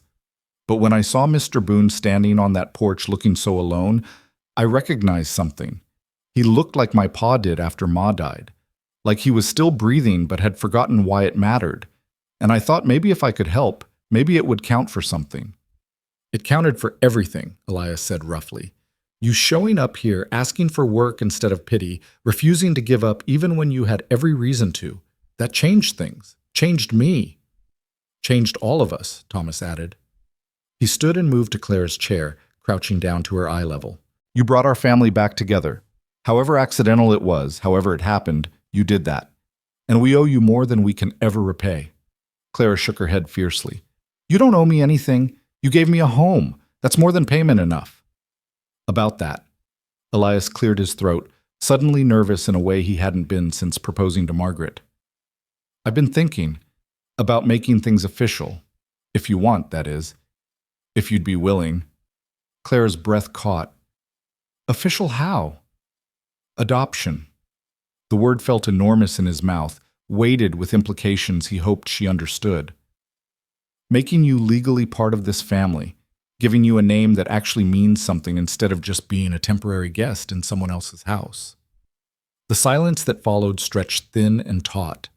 Clara stared at him with enormous eyes, her face cycling through emotions too quickly to track. Disbelief, hope, fear, longing. When she finally spoke, her voice was barely a whisper. You mean it? You'd really want that? I wouldn't have said it if I didn't mean it. Elias leaned forward, needing her to understand. Clara, you're not here because you're useful. You're not here because you work hard or because you've earned your place. You're here because you belong here. Because this is your home and we're your family, and I'll be damned if I let another day go by without making sure you know that for certain. But I'm just... Clara struggled for words, her composure cracking. People keep me for a while and then decide I'm not worth keeping. What if you change your mind?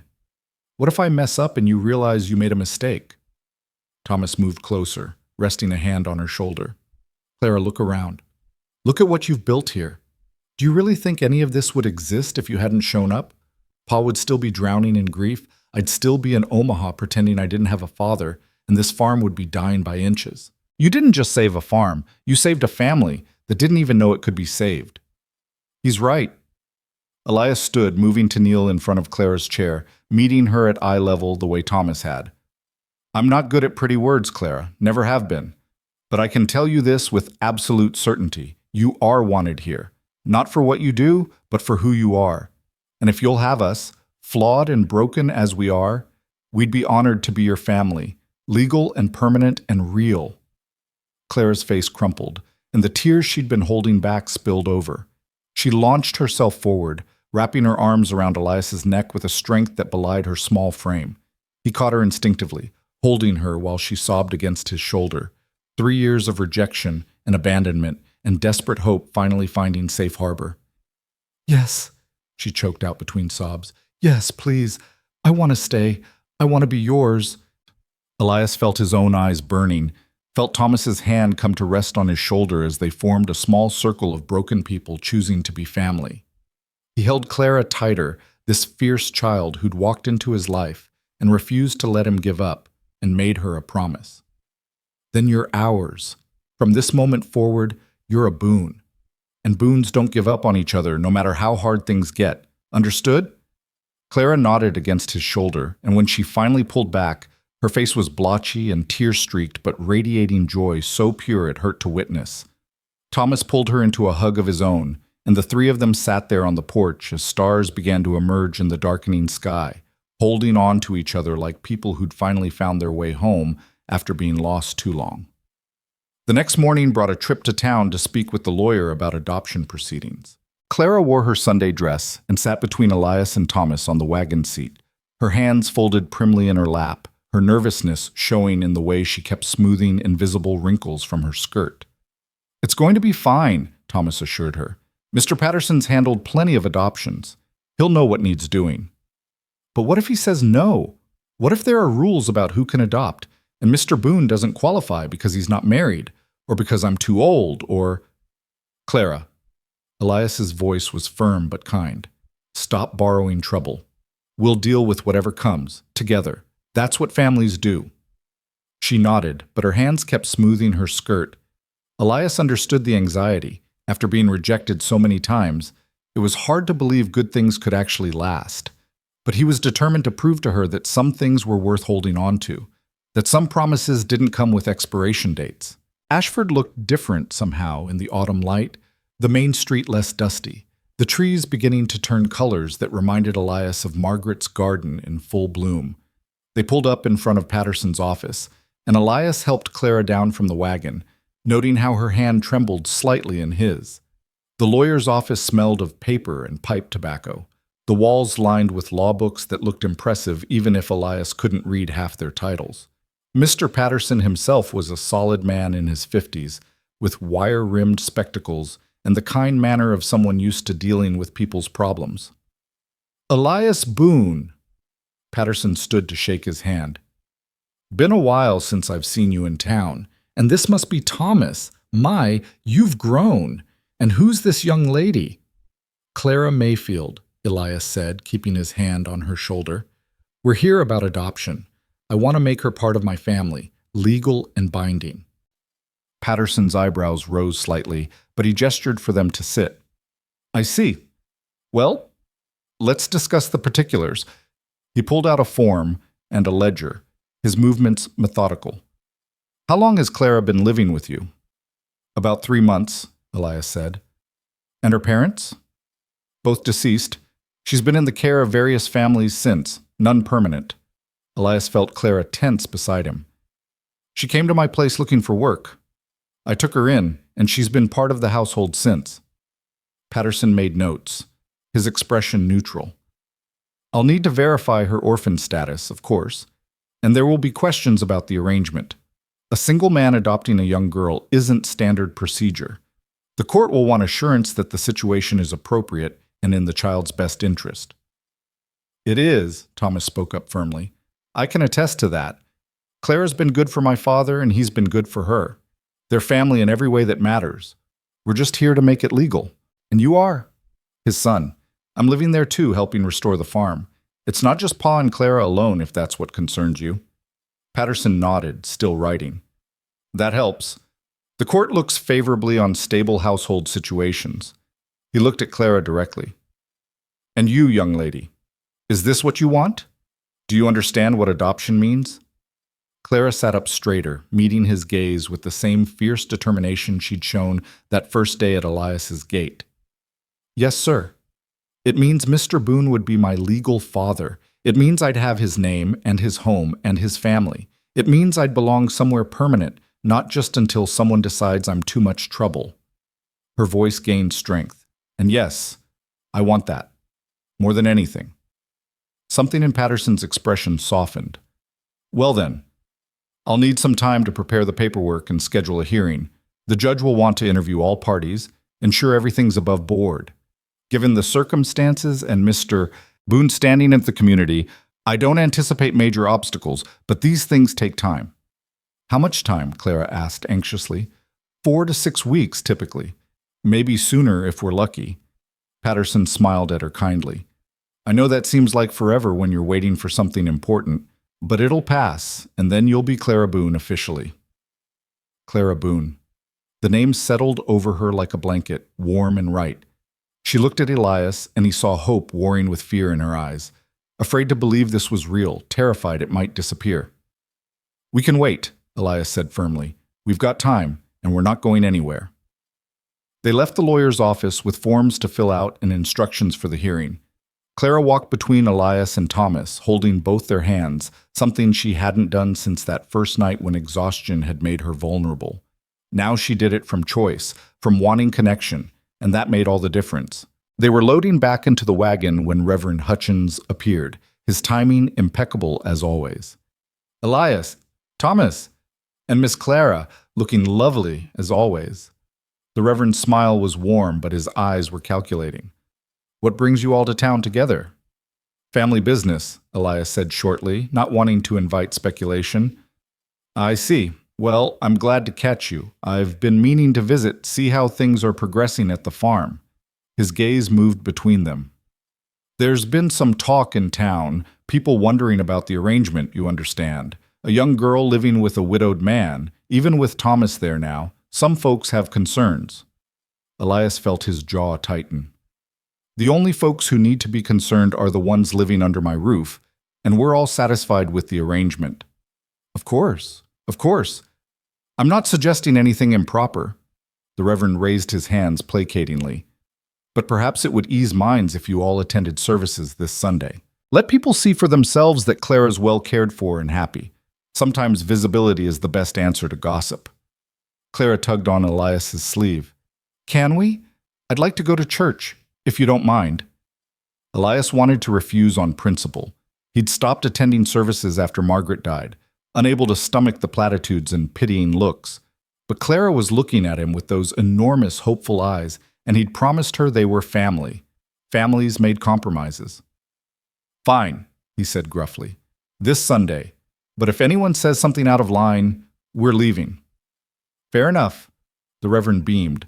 I'll see you then. And Clara? I'm glad you found a good home. You deserve that. The sincerity in his voice surprised Elias. Maybe the Reverend's concern was genuine rather than nosy. Maybe not all the attention would be hostile. Either way, they'd face it together. Sunday arrived with cool clarity, the kind of autumn morning that made the world feel sharp-edged and possible. Clara had been up before dawn, anxious about making the right impression. She wore her Sunday dress and had braided her hair with such care that it lay perfectly against her back. Thomas helped Elias with his tie. He'd forgotten how to do it properly in 3 years of not caring, and they all climbed into the wagon with a mix of apprehension and determination. The church was already filling when they arrived. Elias felt the weight of attention the moment they walked through the door, whispers spreading through the congregation like wind through wheat. Clara pressed closer to his side, and he rested his hand on her shoulder, a silent declaration of solidarity. They found seats near the back, the three of them sliding into a pew that creaked under their combined weight. Around them, conversations continued in hushed tones, punctuated by glances in their direction. Some looks were curious, others judgmental, a few sympathetic. Elias met each gaze steadily, refusing to show weakness. The service began, and Elias found himself going through motions he'd once known by heart, standing for hymns, sitting for readings, the rhythm of ritual he'd abandoned when faith felt like one more thing he'd lost. But Clara sang with clear enthusiasm, her voice young and unpolished but genuine, and Thomas's deeper voice joined in, rusty but willing. Between them, Elias found himself mouthing words to songs Margaret had loved, feeling the ghost of her presence in the music. Reverend Hutchins preached about second chances and redemption, about how people could find grace in unexpected places. Whether it was directed at them specifically or just fortunate timing, Elias couldn't say. But Clara listened with rapt attention, absorbing every word like she was parched for spiritual nourishment. After the service, the congregation filed out slowly, and Elias braced himself for whatever came next. Mrs. Morrison approached first, her expression kind. "It's good to see you back, Elias. And Clara, you look wonderful. That dress suits you." She glanced at Elias. "I heard you've taken her in permanent. That's a good thing you're doing." "I'm not being charitable," Elias said flatly. "She's family." "Even better." Mrs. Morrison smiled and moved on, replaced by others, some offering genuine congratulations, others asking pointed questions about the arrangement, a few making thinly veiled suggestions about propriety and appearances. Through it all, Clara stood with quiet dignity, answering questions politely but firmly, never apologizing for her presence in Elias's life. It was Mrs. Henderson who caused trouble. She appeared with her husband, her pregnant belly prominent under her Sunday dress, her expression pinched with something between guilt and defensiveness. She looked at Clara with eyes that held complicated emotions, then turned to Elias. "I heard you took her in," she said without preamble. "I want you to know I didn't turn her out because I didn't care. We just couldn't afford another mouth to feed, not with the baby coming." "You told her she was a burden," Clara said quietly, and every head nearby turned. "You said I ate too much and took up too much space, and you couldn't wait for me to be someone else's problem." Mrs. Henderson's face flushed. "I was overwhelmed. I didn't mean—" "You meant it." Clara's voice was steady, without rancor, but without forgiveness either. "And that's fine. You taught me something important, that I needed to find people who wanted me for more than the work I could do. So thank you for that lesson, even if it hurt to learn it." The silence that followed was profound. Mrs. Henderson looked like she wanted to argue, to defend herself, but her husband touched her arm and guided her away. Around them, people shifted uncomfortably, recognizing the truth in Clara's words, even if they didn't want to acknowledge it. Thomas leaned down to whisper in Clara's ear. "That was brave." "It was honest," Clara corrected. "There's a difference." They made their way back to the wagon through a gauntlet of mixed reactions. Some people approached with genuine warmth, others kept their distance, their disapproval palpable. Elias didn't care. Let them judge. Let them gossip. Clara was his daughter in every way that mattered, and soon she'd be his daughter legally. That was the only truth that counted. On the ride home, Clara was quiet, processing the morning's events. Finally, she spoke. "Do you think they'll ever accept it? Accept me being part of your family?" Some will, some won't, Elias said honestly. People who matter will come around. People who don't matter can think whatever they want. Your ma used to say something similar, Thomas added. She said you can't control what people think, only how you respond to it. And the best response is living your life in a way that proves them wrong. Your ma was wise. Clara looked out at the passing landscape, at fields preparing for winter and trees dropping their leaves in golden carpets. I miss having a ma. Even though I barely remember mine, I miss the idea of having someone like that. The words hung in the air, laden with longing. Elias felt his chest tighten, thinking of Margaret, of how she would have loved Clara's fierce spirit and gentle heart.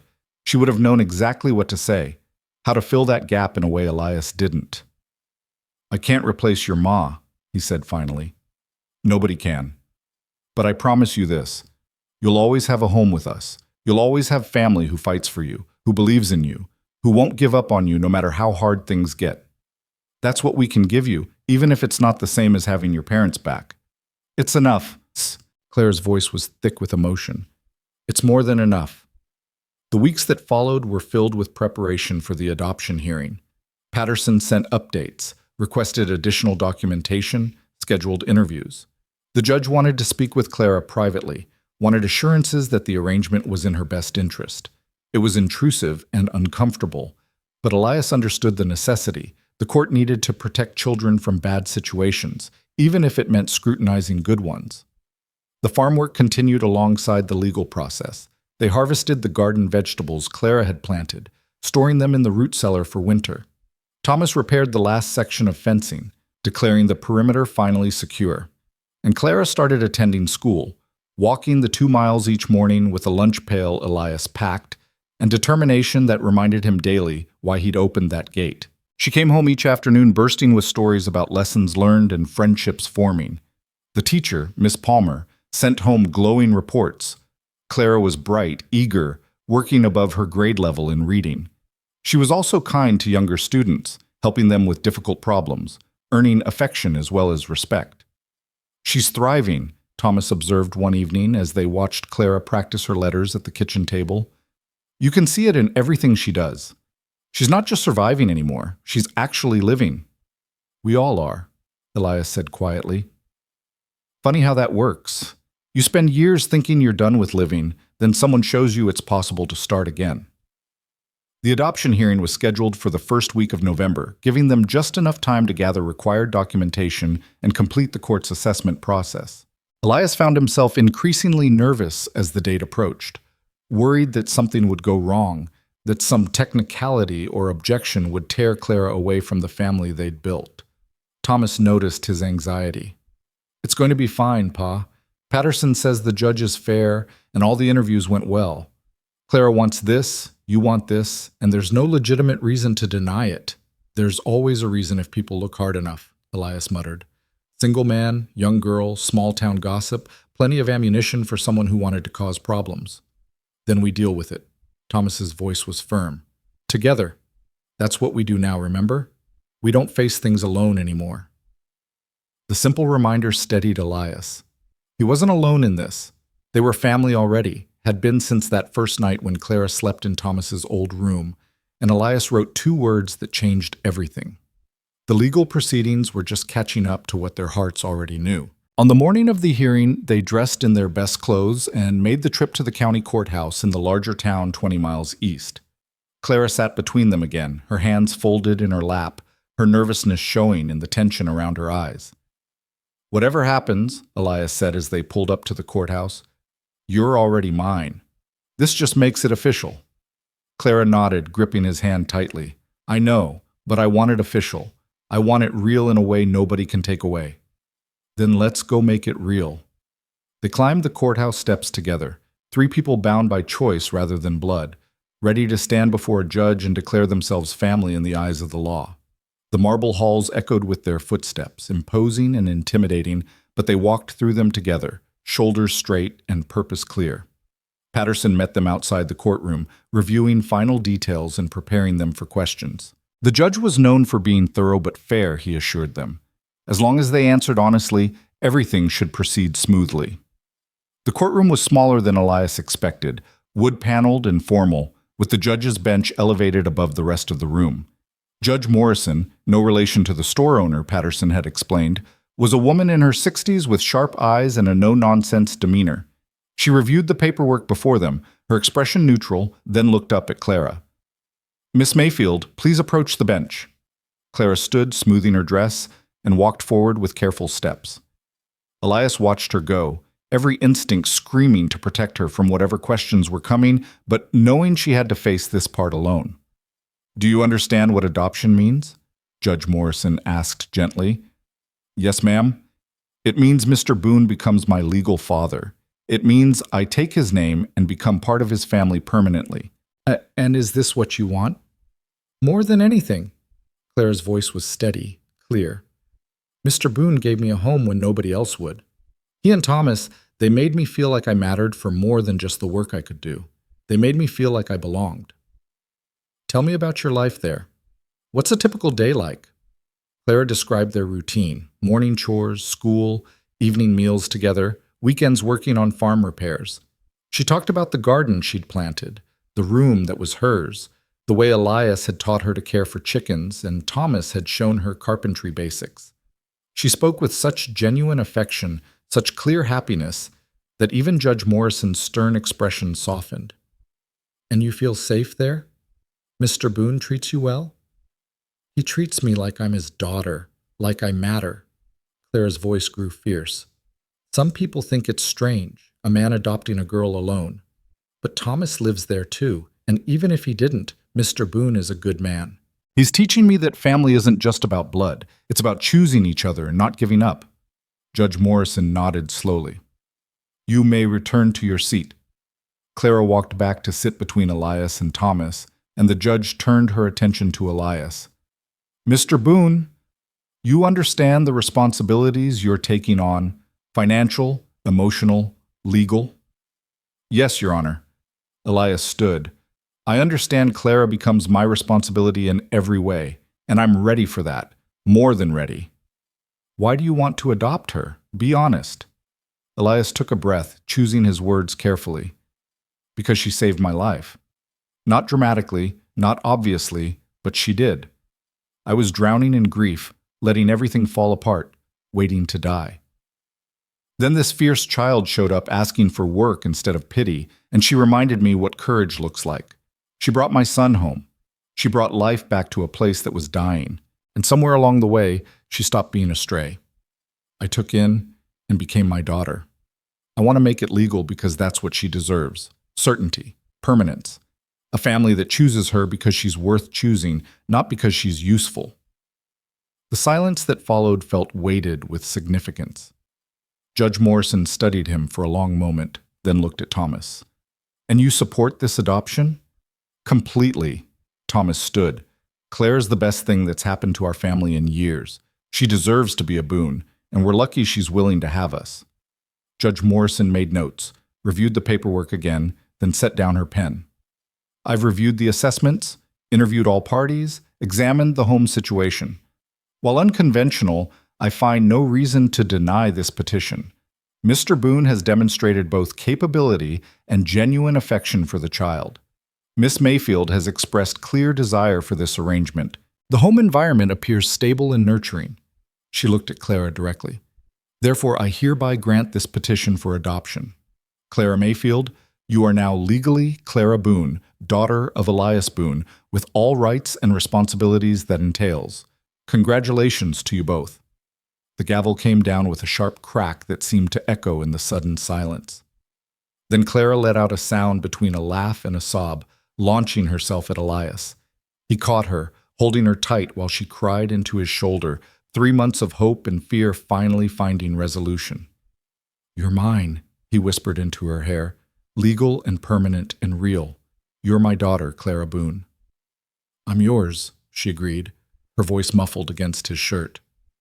"I'm finally, really yours." Thomas wrapped his arms around both of them, and they stood there in the courthouse while Patterson gathered paperwork and Judge Morrison watched with something that might have been approval. 3 people who'd been scattered by grief and loss, finding their way back to each other through courage and choice and the simple act of opening a gate. Outside, The November sun shone bright and cold, painting the world in sharp autumn clarity. They walked to the wagon as a legal family now, bound by more than affection, bound by law and choice and the kind of love that happened when people decided to be brave together. Clara couldn't stop smiling. "Clara Boone," she kept saying, testing the name. "I'm Clara Boone." "You are," Elias confirmed, helping her into the wagon. "And you always will be. That's what permanent means." They rode home through a landscape preparing for winter, past fields lying fallow and trees stripped bare, everything waiting for spring's renewal. But inside the wagon, warmth radiated from three people who'd learned that family wasn't about blood or convenience. It was about showing up when everything hurt and choosing to stay anyway. The farm appeared on the horizon, the house standing straight and solid, smoke rising from the chimney. Home, in every sense that mattered. Clara leaned against Elias's side, exhausted from emotion, and he wrapped his arm around her shoulders. "Welcome home, daughter," he said quietly. And Clara Boone, who'd walked 15 miles to ask a stranger for work, finally understood what it meant to belong. Winter arrived early that year, sweeping across the Nebraska plains with a fierce determination that turned the world white and silent. The first snow fell the week after the adoption was finalized, covering the farm in a blanket that made everything look clean and new. Clara stood at the kitchen window watching it fall, her breath fogging the glass, wonder written across her face. "First real snow you've seen in years?" Thomas asked, coming to stand beside her with 2 cups of hot cider. "First snow I've seen is Clara Boone," she corrected, accepting the cup gratefully. "It feels different somehow. Like everything's more real when you have a name that actually belongs to you." Elias looked up from the accounts he was reviewing at the table, watching his daughter, and the words still sent a jolt of wonder through him every time he thought it, trace patterns in the condensation on the window. 3 months ago, he'd been a man waiting to die. Now he was a father again, with responsibilities that extended beyond simply existing from one day to the next. The transformation hadn't been easy or simple. There were still mornings when grief hit him like a physical blow, when Margaret's absence felt fresh as the day she'd died. But Clara's presence gave him reason to get up anyway, to push through the pain because someone was counting on him. And slowly, painfully, the good moments had begun to outnumber the bad. "We should celebrate," Clara announced suddenly, turning from the window. "Thanksgiving's next week. We should do it properly, turkey and pie and all the things families do." Thomas and Elias exchanged glances. Neither had celebrated Thanksgiving since Margaret died, the holiday too painful a reminder of what they'd lost. But Clara was looking at them with such hope, such determination to build new traditions on top of old sorrows, that refusing felt impossible. "I don't know how to make pie," Elias admitted. "Ma's recipe book is still on the shelf," Thomas said quietly.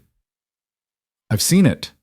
She wrote everything down, measurements, instructions, notes about what worked and what didn't." Clara's eyes lit up. "Can I see it? I want to learn how she did things. I want to—" She stopped, suddenly uncertain. "Is that all right? Or would it hurt too much?"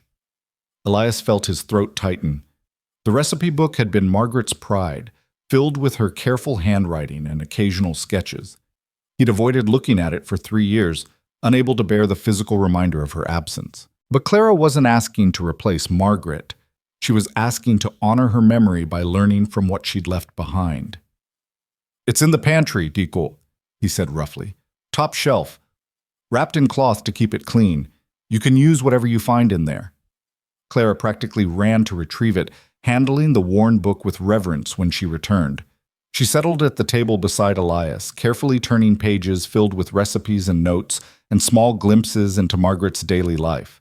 Thomas came to look over her shoulder, and Elias saw his son's expression soften with remembered affection.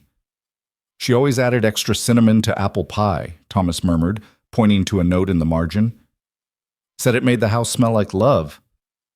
"Then we'll make apple pie," Clara declared, "and turkey, and all the vegetables. And we'll make it feel like a real Thanksgiving." Over the next week, the house filled with purpose. Clara threw herself into preparation with characteristic determination, studying recipes and making lists and enlisting both men to help with tasks beyond her capability. Thomas rode to town for supplies, returning with a turkey that seemed impossibly large, and ingredients Clara insisted they needed. Elias found himself drafted into peeling potatoes and chopping vegetables, tasks Margaret used to assign him during holiday preparations. The memories were sharp, but not entirely painful. Working alongside Clara in the kitchen, where Margaret had once ruled, brought bittersweet comfort, the past and present existing together in a way that honored both. Clara asked questions about how Margaret had done things, absorbing answers like she was building a map of the woman whose place she'd inadvertently filled. "I'm not trying to replace her," Clara said one evening as they worked on preparing stuffing. "I know I could never do that. I just want to understand who she was, so I can honor what she meant to you both." "You're not replacing her," Elias assured her. "You're adding to the story. There's a difference." He showed her how to cut bread the way Margaret had taught him. "Ma would have liked you. She had a soft spot for fighters, people who refused to give up even when everything said they should." "Was she a fighter?" "The best kind. Quiet and stubborn and absolutely certain about what mattered." Elias smiled at the memory. "When everyone said a woman couldn't help run a farm, she proved them wrong. When I wanted to give up during bad years, she wouldn't let me. And when Thomas was born early and small, everyone said he wouldn't survive. She sat up with him for 3 days straight, refusing to accept he might die. She fought for what she loved every single day." Clara absorbed this, her hands stilling in their work. "I wish I could have known her." "She would have loved you," Thomas said from the doorway. "She had a way of seeing people's hearts, and yours is good all the way through." The words settled over them like a benediction, easing something that had been tight in Elias's chest. They were building something new here, not replacing what had been lost, but creating space for it to exist alongside what they'd found. Memory and hope, grief and joy, coexisting in ways that felt less like contradiction and more like completeness. Thanksgiving morning dawned cold and bright, the farm blanketed in fresh snow that sparkled in the sunlight. Clara was up before dawn, nervous energy driving her to triple-check every preparation. The turkey went into the oven with careful ceremony, and the house slowly filled with smells that reminded Elias of better times, roasting meat and baking bread and the sweet spice of pie. By early afternoon, the table was set with Margaret's good china, carefully washed and brought out of storage. Clara had picked dried wildflowers from her summer garden and arranged them in a vase as a centerpiece, and someone, Elias suspected Thomas, had found candles to make it feel festive. The three of them stood around the table, looking at what they'd created together, and the moment felt weighted with significance. "Should we say something?" Clara asked uncertainly. "Before we eat?" Elias nodded slowly. He'd avoided prayer and gratitude since Margaret died, angry at a universe that took away what mattered most. But standing here with his son and daughter, surrounded by evidence of their survival and growth, he felt something shift in his chest. "We're grateful," he said simply, the words rusty but sincere. "For second chances, for people brave enough to ask for work, for sons willing to come home, for the chance to build something worth keeping from the pieces of what broke." He paused, then added quietly, "And for Margaret, who taught us what fighting for family looks like." "For Ma," Thomas echoed, his voice thick. "For family," Clara finished. "The ones we lost and the ones we found." They sat together and ate the meal Clara had worked so hard to prepare. The turkey was slightly dry, the stuffing a bit too salty, the pie crust not quite as flaky as Margaret's had been. But none of that mattered. What mattered was the laughter, the conversation, the way they passed dishes and told stories and slowly, carefully wove themselves into something that looked like a real family. After dinner, as Clara cleared plates and Thomas built up the fire, Elias found himself standing at the window watching snow fall across the farm. The land looked peaceful under its white blanket, promise, hidden beneath the surface, waiting for spring. So much had changed in just a few months. So much had been rebuilt from rubble he'd thought was permanent. "Pa?" Clara's voice pulled him from his thoughts. She stood beside him, her small hand slipping into his.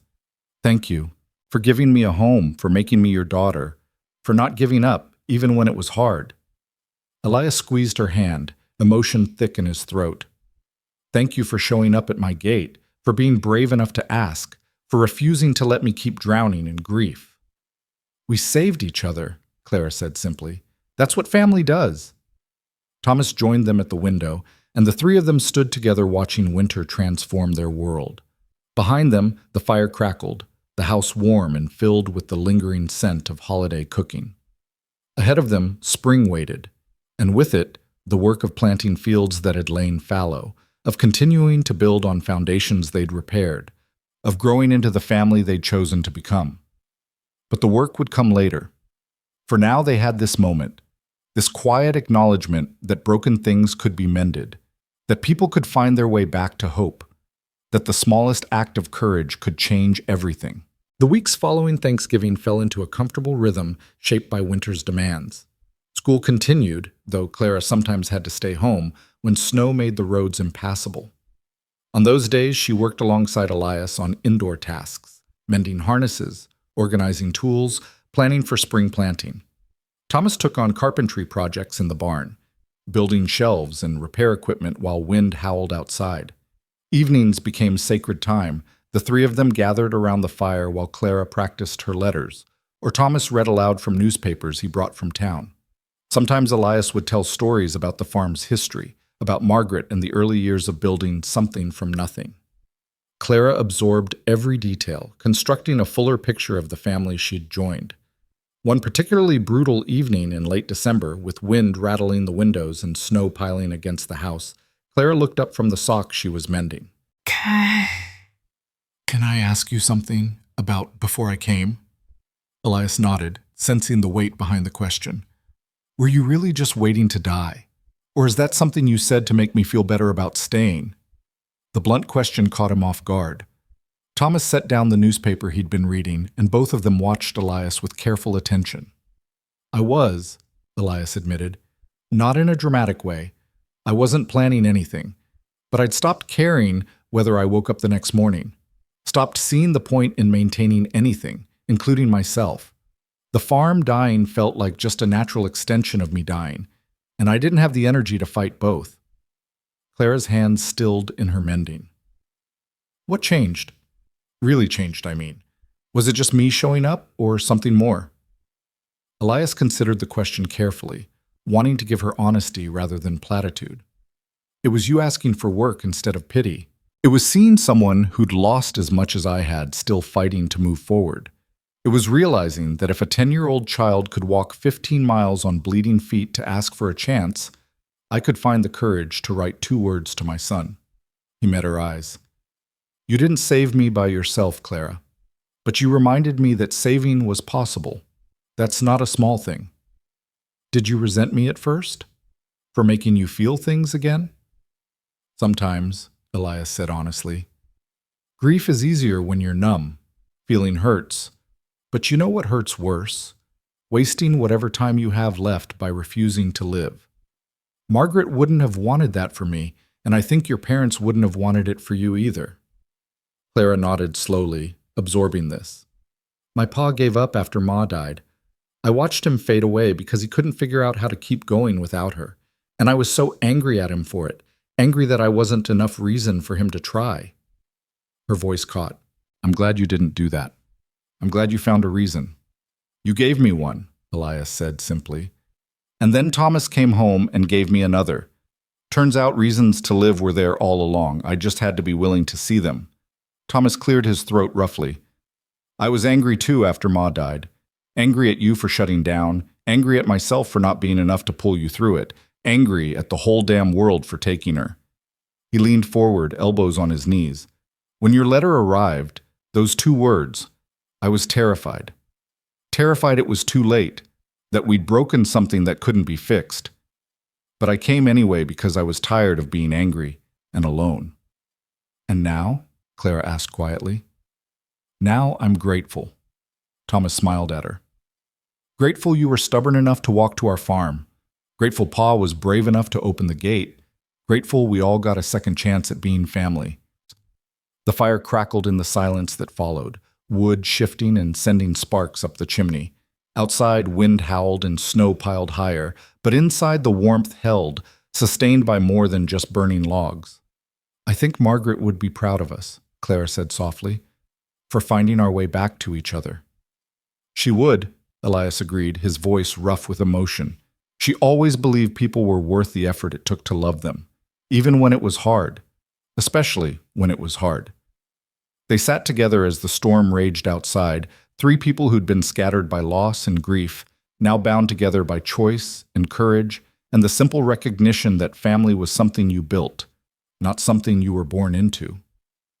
The house creaked under winter's assault, but it held strong, just like them. Christmas came quietly that year, without the elaborate celebrations Elias remembered from when Margaret was alive.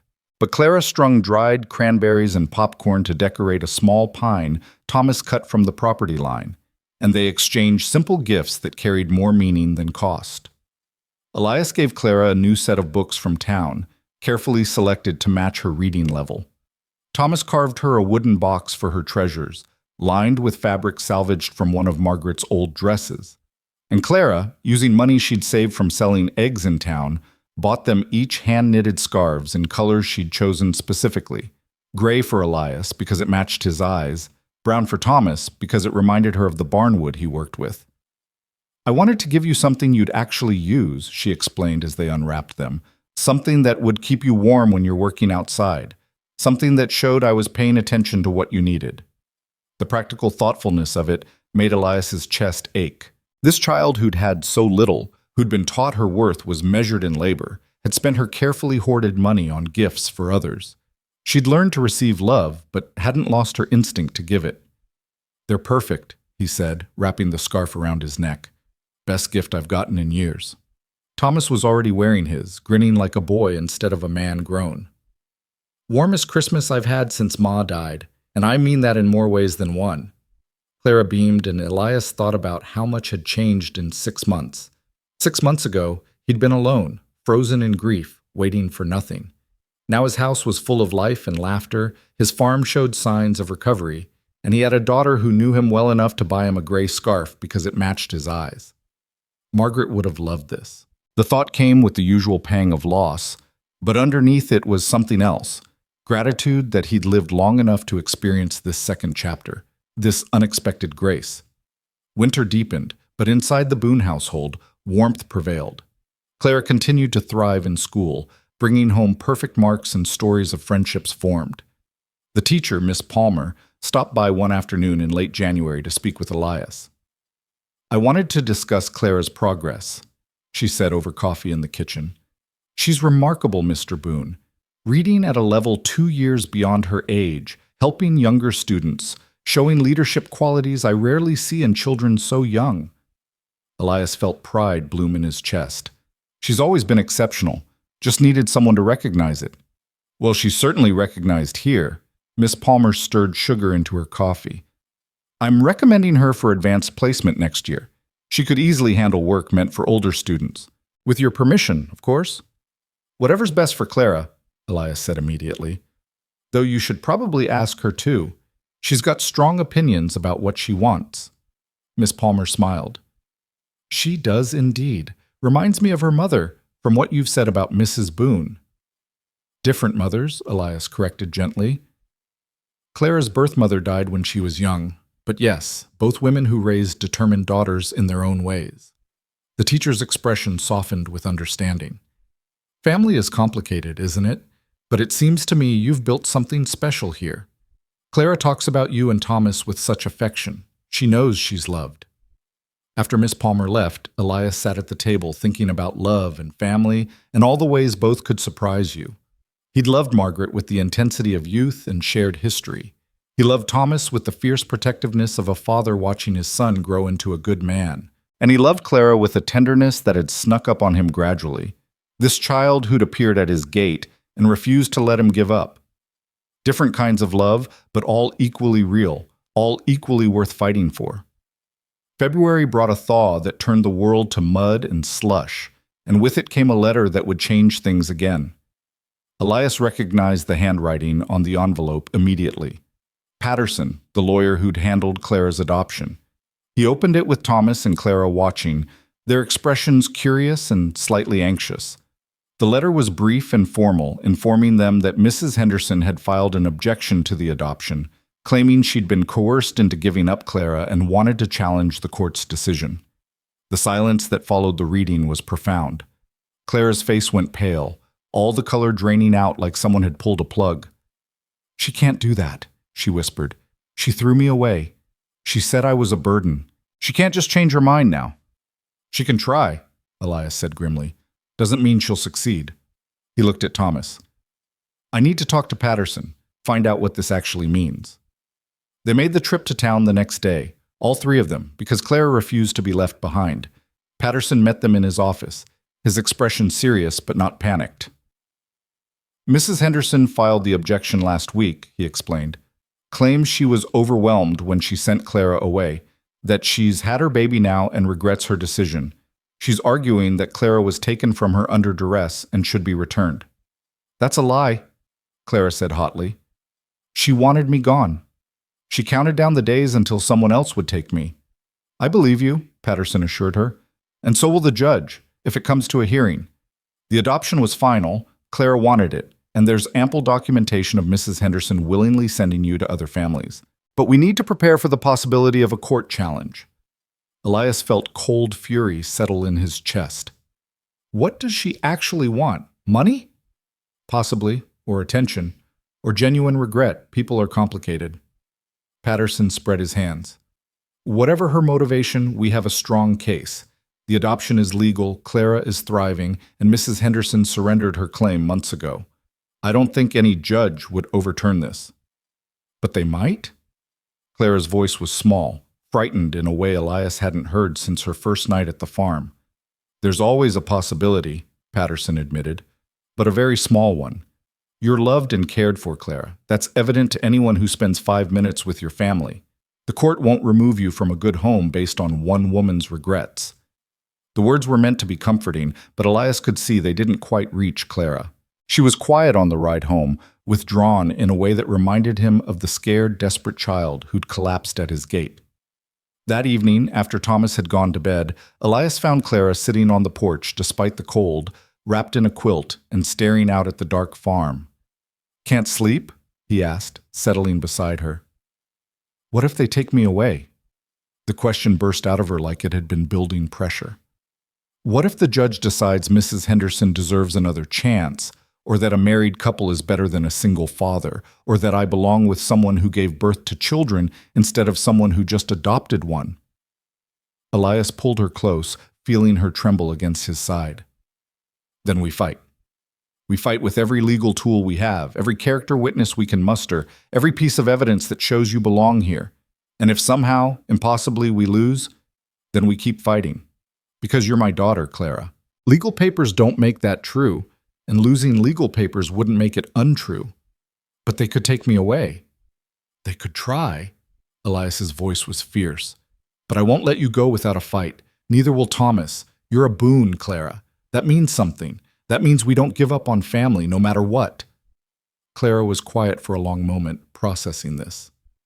"I'm scared," she finally admitted. "I thought I was safe. I thought I finally had a place nobody could take away." "You do have that place. Right here." Elias tightened his arm around her. "And I'm scared too. Scared of losing you. Scared of not being enough to protect you. But we're going to face this fear together, and we're going to come through it. That's a promise." The hearing was scheduled for early March, giving them several weeks to prepare.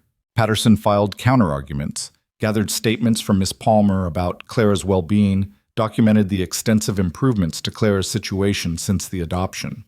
Thomas and Elias both prepared testimony, and Clara herself wrote a letter to the judge explaining in her own words why she wanted to stay with the Boones. The community response surprised all of them. Mrs. Morrison from the general store wrote a letter of support. Reverend Hutchins offered a character reference. Even some families who'd briefly housed Clara came forward to state that she'd been difficult to place and that the Boones had provided stability none of them could offer. "People are rooting for us," Thomas observed one evening as they reviewed the growing file of support letters. "I didn't expect that." "People like happy endings," Clara said quietly, "and they like stories about broken things getting fixed." The morning of the hearing arrived cold and bright, early spring attempting to push through winter's grip. Clara wore her Sunday dress and the gray scarf she'd given Elias at Christmas, a talisman of belonging. They made the trip to the courthouse in silence, each lost in their own thoughts and fears. Mrs. Henderson was already there with her husband and infant daughter, looking tired and defensive. She avoided meeting Clara's eyes, which told Elias everything he needed to know about her certainty in this course of action. Judge Morrison presided again, her expression giving nothing away as she reviewed the case. She called Mrs. Henderson first, and the woman's testimony was halting and unconvincing, claiming she'd been overwhelmed, hadn't meant to give Clara away permanently, wanted to give her daughter a sister. "But you told multiple people Clara was a burden," Patterson pointed out during cross-examination. "You specifically used that word, burden. Is that how you describe children you want to keep?" Mrs. Henderson flushed. "I was tired. I didn't mean it literally." "You also told Clara she ate too much and took up too much space. That she was difficult to afford." Patterson's voice was relentless but not cruel. "Does that sound like someone planning to bring her back?" "I changed my mind," Mrs. Henderson said weakly. "Can't people change their minds?" "Not after adoption is finalized, no. Not without extraordinary cause." Patterson returned to his seat. No further questions. Judge Morrison called Clara next, and Elias watched his daughter walk to the stand with her shoulders straight and her chin up, terrified but refusing to show it. "Clara, do you want to return to the Hendersons?" Judge Morrison asked directly. "No, ma'am." Clara's voice was clear and firm. "Mrs. Henderson made it very clear I wasn't wanted there. She counted down the days until I'd be someone else's problem. She told me I was a burden she couldn't afford, especially with her own baby coming. And yet she says she's changed her mind, that she wants you back. How do you feel about that?" Clara's hands clenched in her lap, but her voice stayed steady. "I feel like she wants to fix her guilt more than she wants me. I feel like she's realized other people think badly of her for throwing away a child, and she wants to look better. But wanting to look like a good person isn't the same as actually being one." The courtroom was silent. Mrs. Henderson's face had gone red, her husband's expression uncomfortable. "And you're happy with the Boones?" "More than happy. I'm home." Clara's voice grew stronger. "Mr. Boone, my father, he gave me a place when nobody else would. He and Thomas, they made me part of their family. They taught me I was worth more than just the work I could do. They loved me even when I was difficult, even when I was scared, even when loving me was hard. That's real family, Your Honor. Not biology, not guilt, choice." Judge Morrison nodded slowly. "You may step down." Elias was called next, and he stood at the witness stand, feeling the weight of Clara's entire future resting on his words. "Mr. Boone, why should Clara remain with you instead of returning to Mrs. Henderson?" "Because she's my daughter," Elias said simply. "Not because of papers or legal decisions, though those matter, but because she chose us, and we chose her, and family is built on those choices. Mrs. Henderson had Clara for 3 months and spent that time making her feel unwanted. We've had her for 6 months and spent every day making sure she knows she belongs. That difference matters." "Mrs. Henderson claims she was overwhelmed and made a mistake. Don't people deserve second chances?" "They do, but not at the expense of a child's stability and well-being." Elias met the judge's eyes.